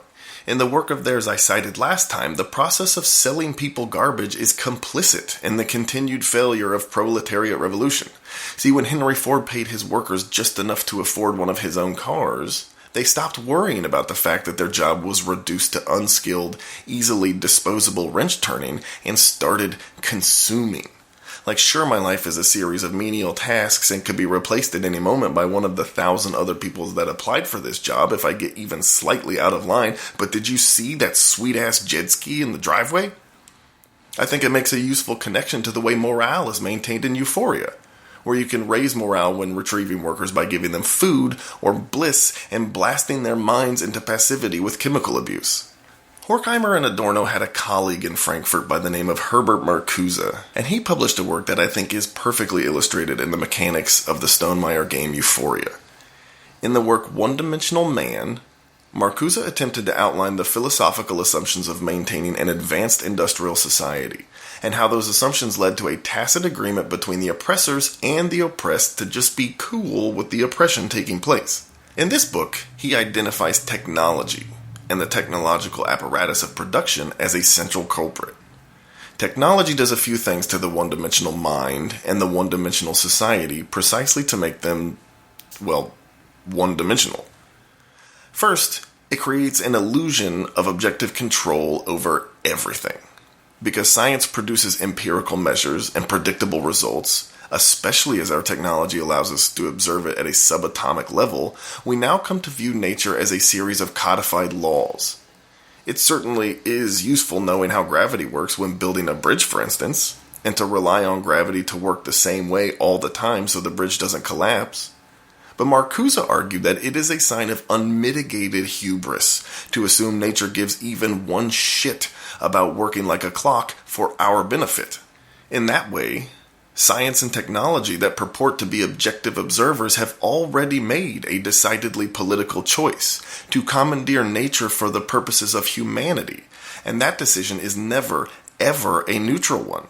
I think that thing could be teased out further when looking at loads of board games beyond Euphoria, especially ones like Manhattan Project or Power Grid. Second, and this is where our fun little game for this week comes in a one-dimensional society, the worker himself is reduced to a generic, unthinking carbon copy.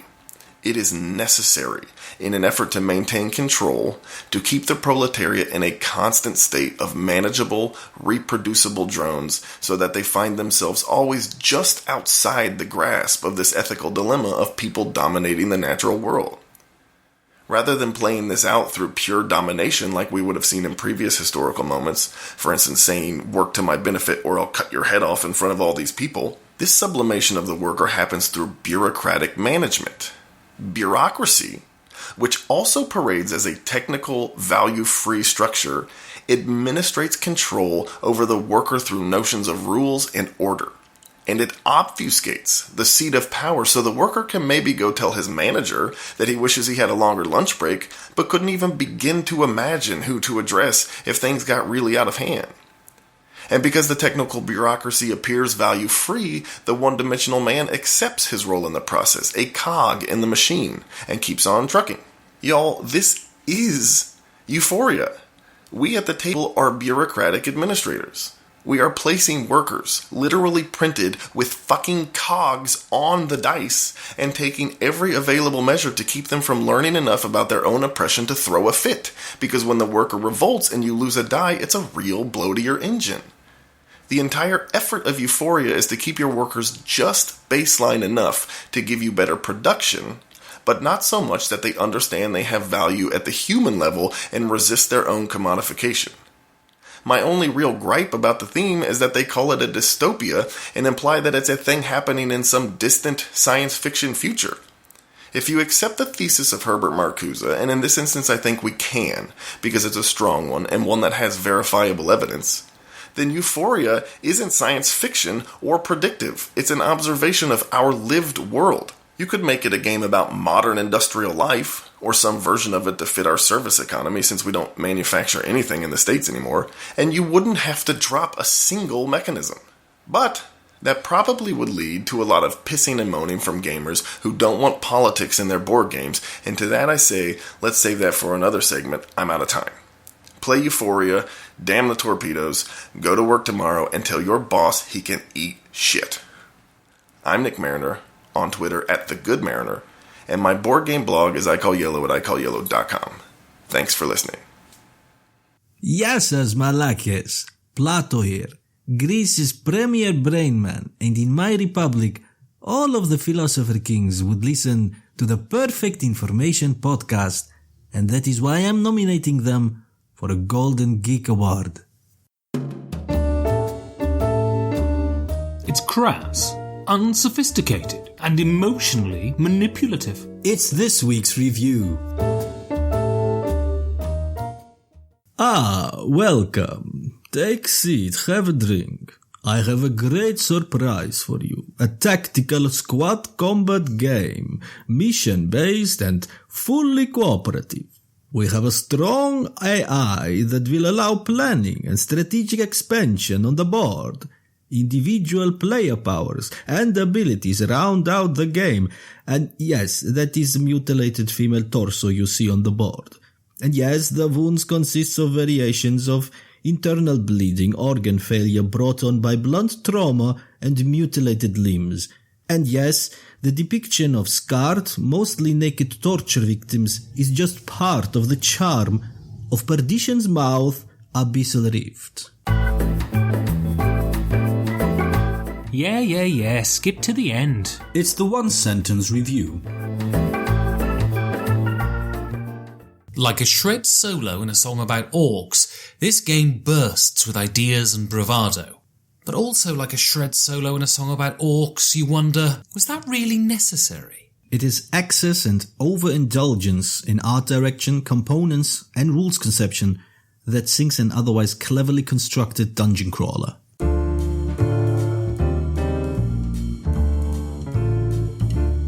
Georgios?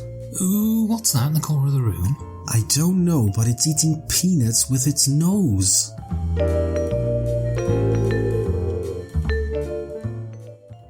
Okay, Georgios. Yes, Ben?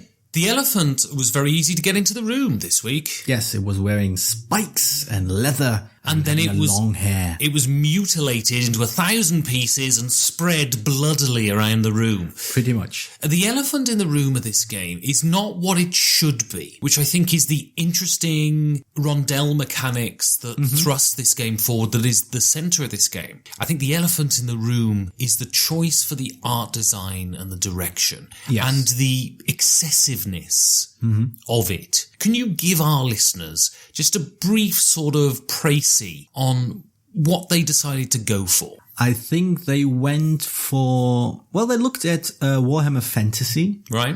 And decided that was neither grim nor dark enough, and that humor that is baked into Warhammer Fantasy was entirely out of place, so they got rid of that. And we are left with depictions of usually female victims in various states of undress and distress, with signs of torture, at least, chained up in some cases. The board has occasionally the remains, bloody and disgusting, of like a pile of bones. I do remember seeing a cut off female torso. You can tell it was a female torso because the breasts were unharmed, but the rest of the body was torn apart. It's on the entire map that's printed on the board is basically on a sea of blood. Yeah, so the point is, I don't want to be prissy, and I don't think I am being prissy here. I love Chaos in the Old World. Yeah. And I find that the art design in Chaos in the Old World is actually witty and a little bit tongue-in-cheek, whereas this seems like the excess of a 14-year-old boy, right? It's that total sort of, it's immersed in sort of torture porn, but without any of the humour and brio that a film like Hostel or a film like Human Centipede has. This is just disgusting and graceless and unappealing. I think if anything, what humour there might be is entirely based on shock value. Right. It's hilarious just how disgusting it is that you see bits of a body strewn out on the board. Just not funny either, right? Yeah, so you've got these wound cards. We'll come to this when we talk about the game more. We've got these wound cards, and every wound has a title. When you draw it, you draw the card, and every wound has a title. And one of them is vasectomy, is the title of this card. And I chuckled because it's just so out there, but there's nothing inherently funny about it. It's just not funny. It's graceless and unamusing and unappealing. And I've spoken to one of the designers of this game, very nice guy. I read in the back of the rule book, the designers sort of outline their ideas for the game, and they said that, what gaming doesn't have is a dungeon crawl that is legitimately sort of grim and dark and rough. And maybe that's right, Descent isn't that, but this is just, for me, it's not the excess that bothers me, it's the gracelessness. It's the lack of any charm.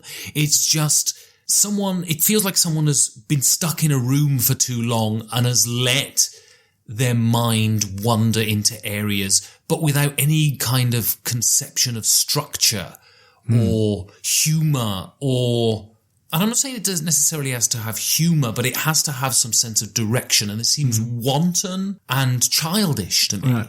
I think what the game lacks to now let's go along with this idea of a dungeon crawler trying to be really grim and dark, which, while I'm not particularly invested in it, I can accept that it's fine. I think where the game takes a wrong turn is assuming that it is grim and dark because it lacks any sort of levity, it lacks any sort of light, any sort of hope, however grim it might be, in that it just becomes dour at best. Even if you ignore all the disgusting elements, all the creepy elements, and there are lots of them, especially the miniatures, even if you look past it, it's just dour. It's not fun. There's nothing to offset the balance. There's nothing to contrast it with. There's no brio. It's just all this crimson sort of shade of dull. Yeah. If you look at Hellraiser, which I'm sure was probably an inspiration for this, Hellraiser is scary and it has menace, and yes, it has violence, but it parcels the violence out in manageable chunks. It's just not drenched in blood. This is just someone who has no conception of grace pouring a bucket of blood over the whole thing and saying, there you go, that's grim. And for me, it's too much. It's overload, and it becomes ineffectual.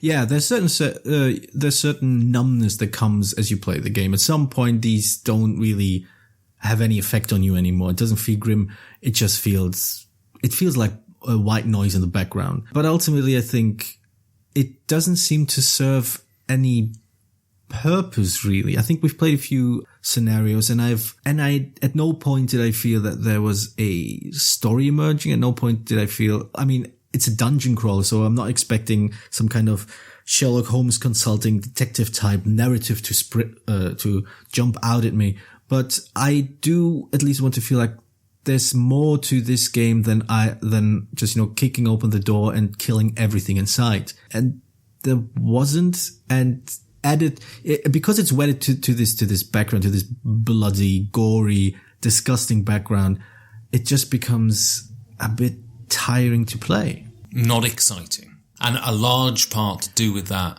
is the blood that's pissed everywhere.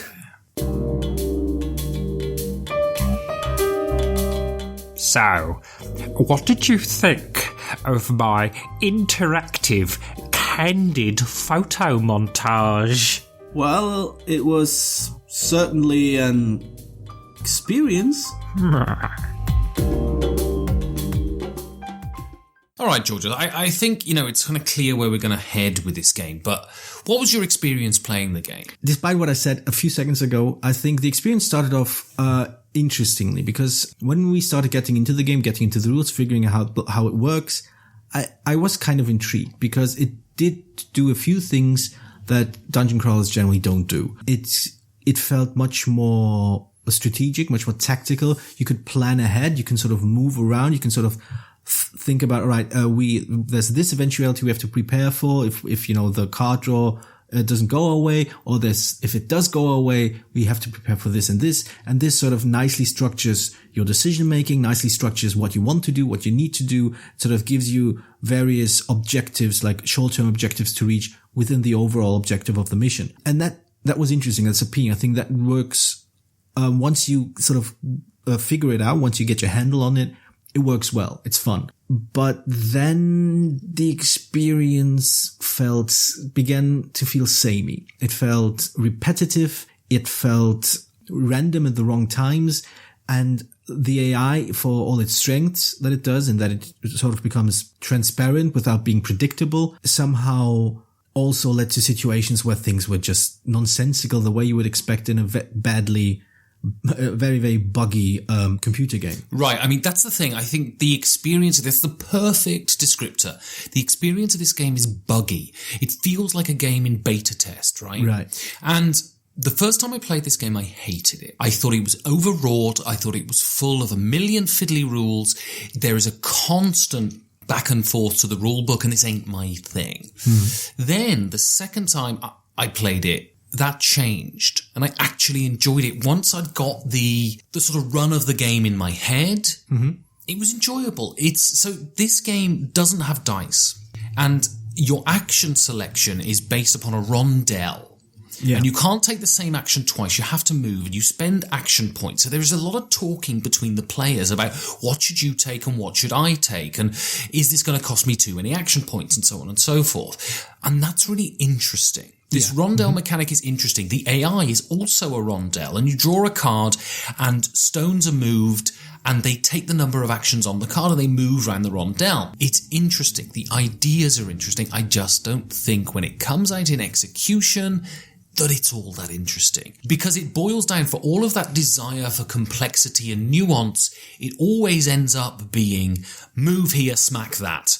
And there's not much more to do. Yeah, that's true. And I think that's an inherent issue with a lot of dungeon crawlers, that there's this notion of they are just sort of hack and slash things. But I find that Descent, for instance, has missions that are varied, where you have to do certain things and different things.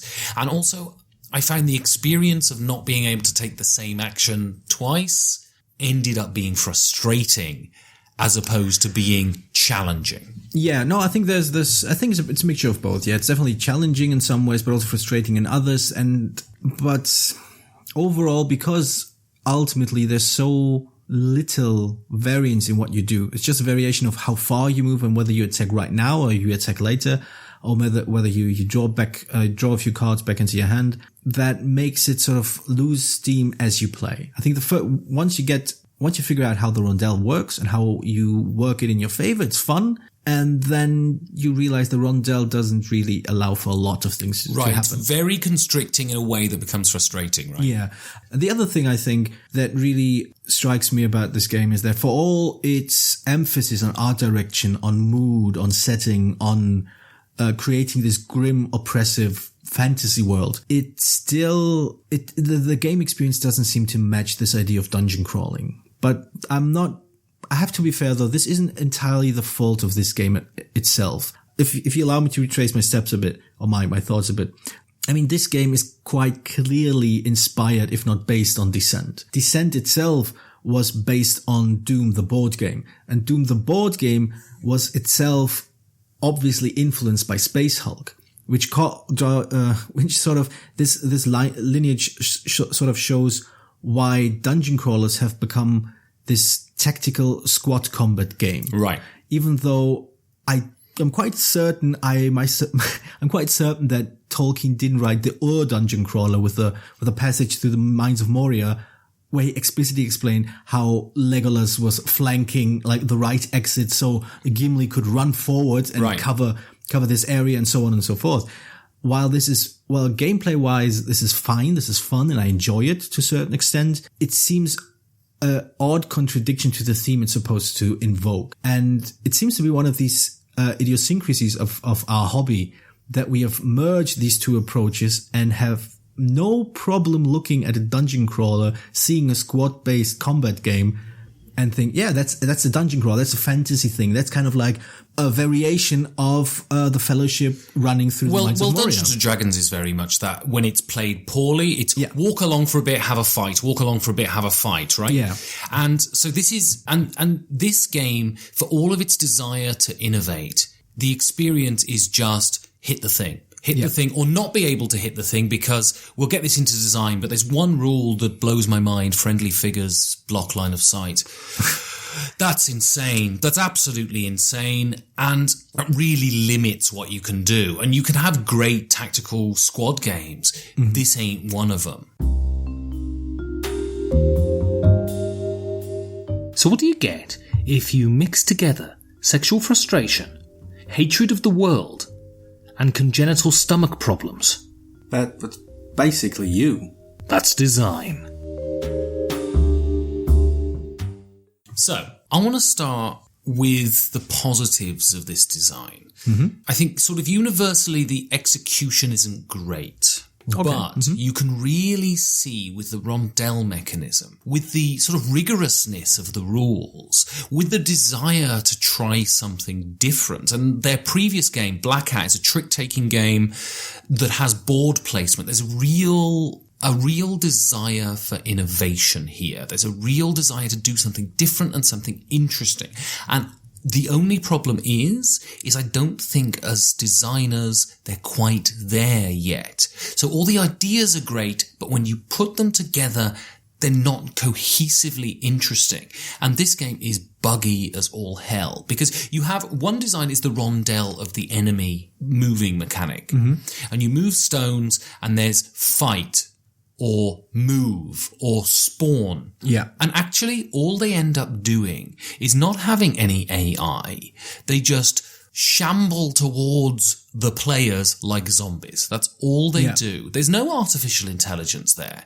Essentially, you could just have a rule that says, move them 2 spaces every turn and have them attack. And that would achieve the same thing. One sentence would achieve the same thing as all the AI in the game. Yeah, the strange thing is that the rondel mechanic itself is great, but the variation of the actions that are on the rondel itself is too small. Like you said, Right. If you had some sort of randomizer in there, if the rondel wasn't set up the same way each game, it might be a bit more interesting. You might end up with or depending on the scenario or the villain or something, you might have special actions, what have you. This would make it really dynamic, interesting, and exciting. And I can definitely see a game built entirely on this type of opposing rondel mechanics. That would work brilliantly.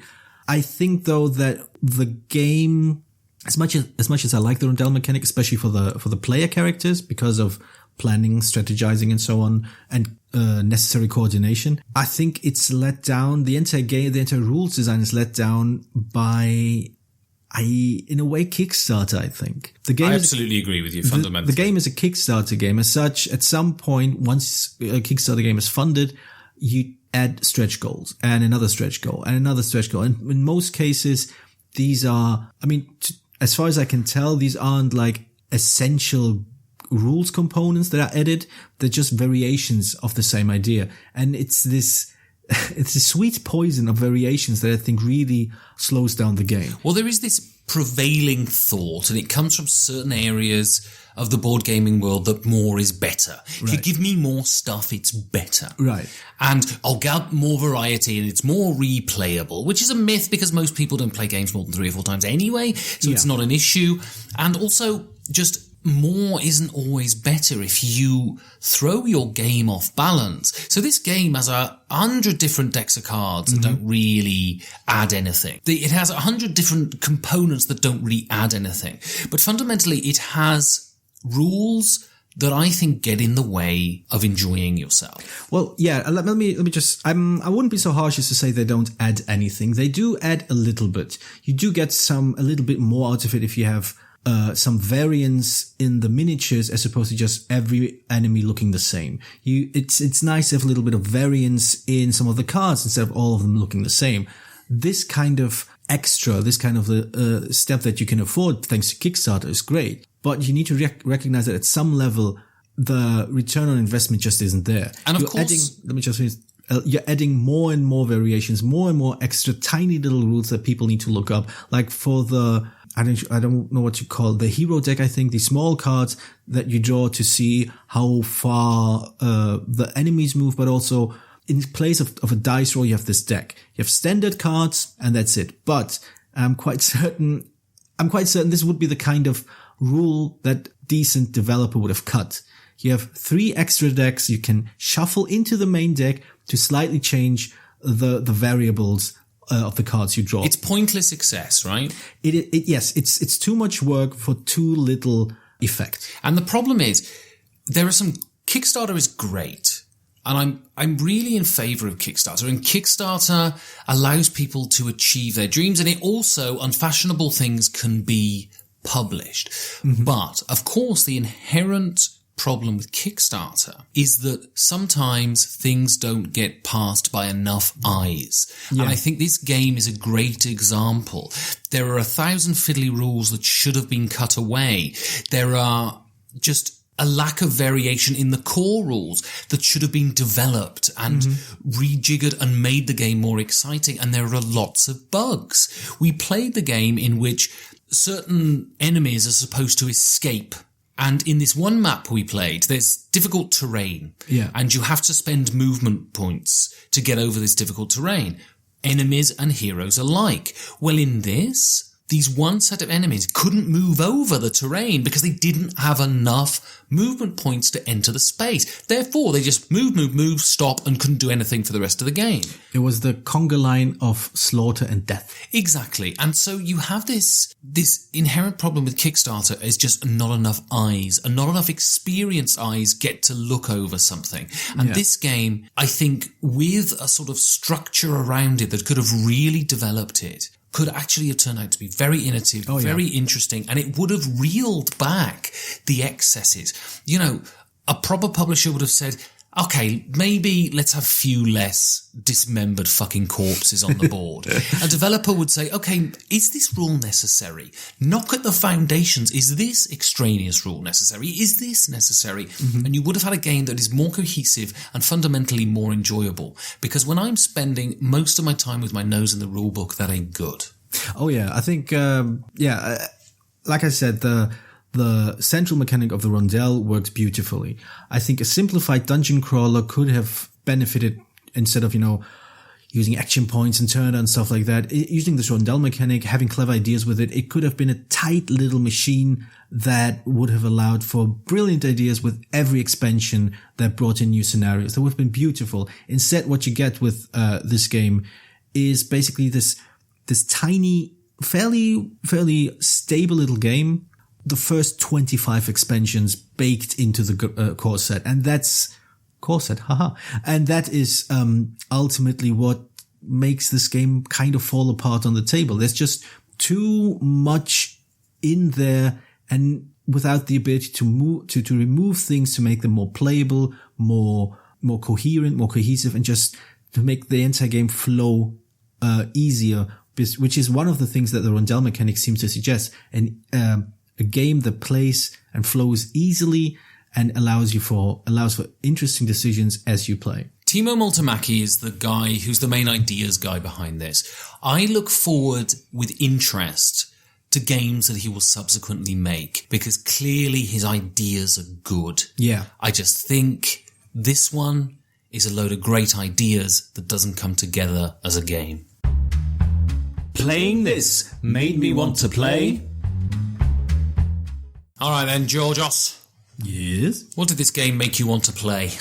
Well, it made me think about the things that I remember about dungeon crawls, or about the Mines of Moria, and that's the exploration aspect and the tension of, maybe running into trouble, or maybe how far you can go before, everything blows up into your face.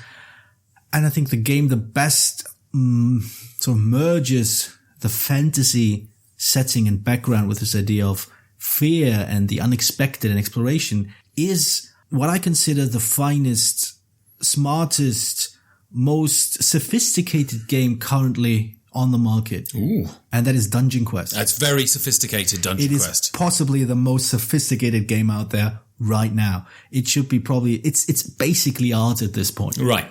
If you don't know, Dungeon Quest, now in its third and a half editions, revised edition, is a game where I think it's amazing that it has a revised edition, because if you played the revised edition, my God, what must have the first edition been?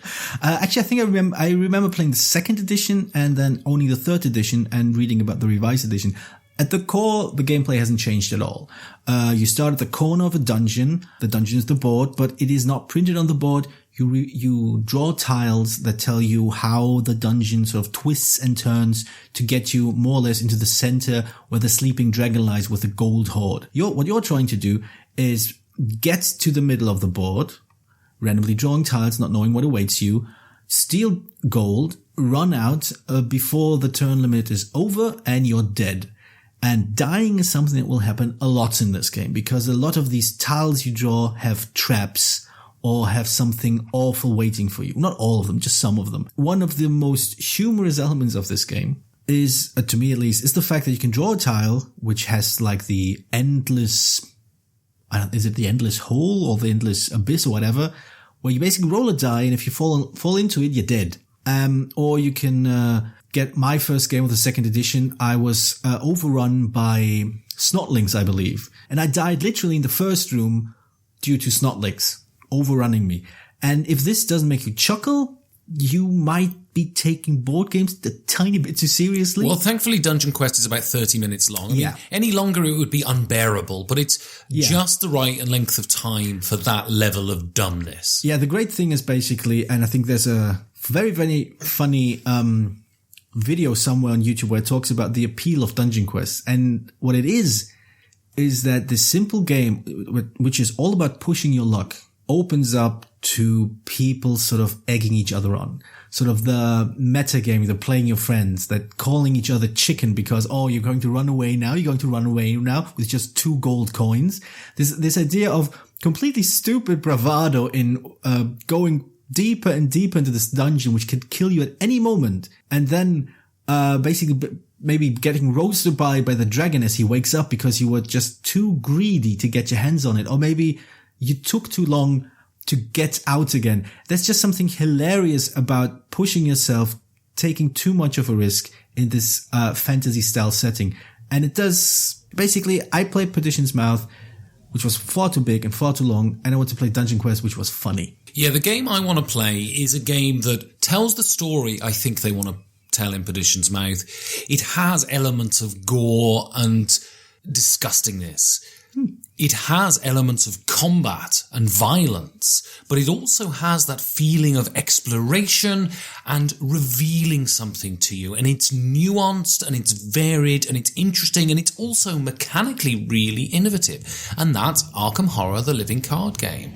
It has all of those things. It really tells the kind of grim, dark story that I think Perdition's Mouth were going for. And it's a different kind of game. It's not a dungeon crawler, but it has all of those elements of storytelling, of tension, of turning on the violence, turning it off again, turning up the tension, turning it off again, exploring the town, exploring buildings, all of those things. But it does them elegantly, it does them economically, and fundamentally, it's a lot of fun. So, Georgios, should people go out and buy Perdition's Mouth Abyssal Rift?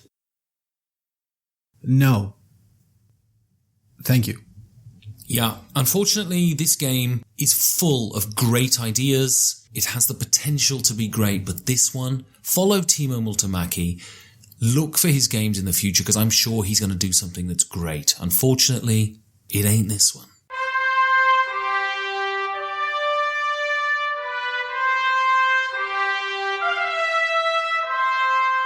The end of another episode, Georgios. Yes, we made it, and we are still clothed, or clothed again. I don't know how you're going to edit this thing, whether this... I mean, obviously, we've recorded this about 20 minutes before we released it, and the rest of the episode 2 years in the future. Your conception of time is not only erotic, but also deeply scientific.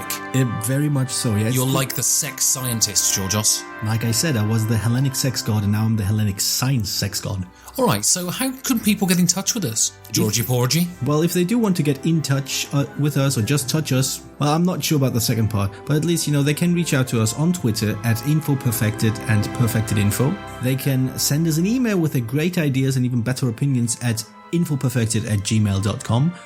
They can look up our written reviews on infoperfected.com. Yes, we have written reviews and some of them are actually good. And they can also find some of the pictures we took about off games on Perfect Information on Instagram. And finally, they can join us on Facebook. We have a Facebook page where, if we do remember it, we do upload or link to whatever output we've had in the last week or days.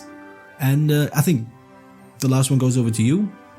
The Guild. Yes, the Guild. So join us on the Guild. That's 2348 on Board Game Geek, the Guild of Perfect Information. We now have 120 members, but we want to pump that shit up. And when you join, you get a free micro badge. I go on there, I send you a micro badge just for free so you can wear your Perfect Information pride with pride. Pretty much. Also, speaking of pride, just a quick shout out to the listener who described us as not milquetoast and started a thread on Reddit, our board games. It's highly appreciated. I read every response, even the not so nice ones.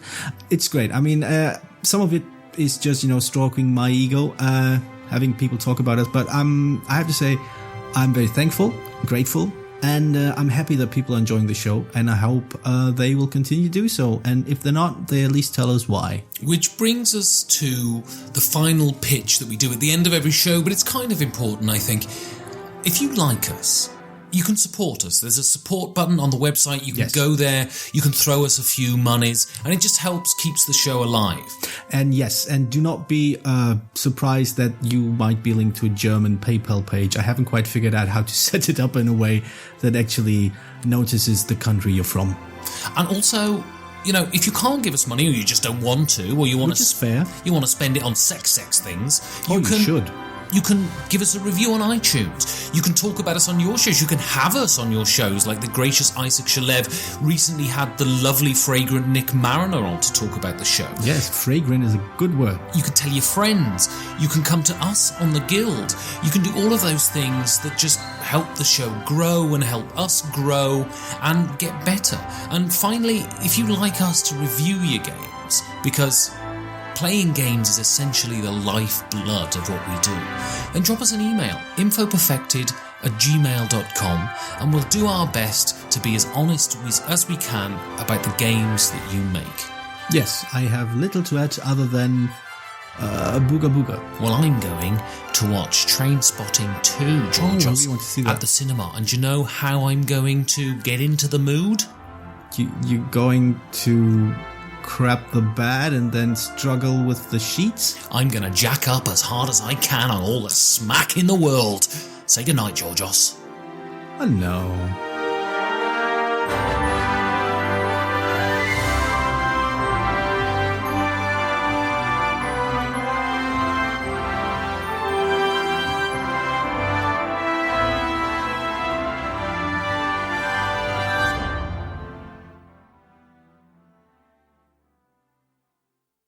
Hey Donald, I know I don't agree on a lot of things, but let's come together and agree to nominate the Perfect Information podcast for the Supreme Court, or at least the Golden Geek Awards.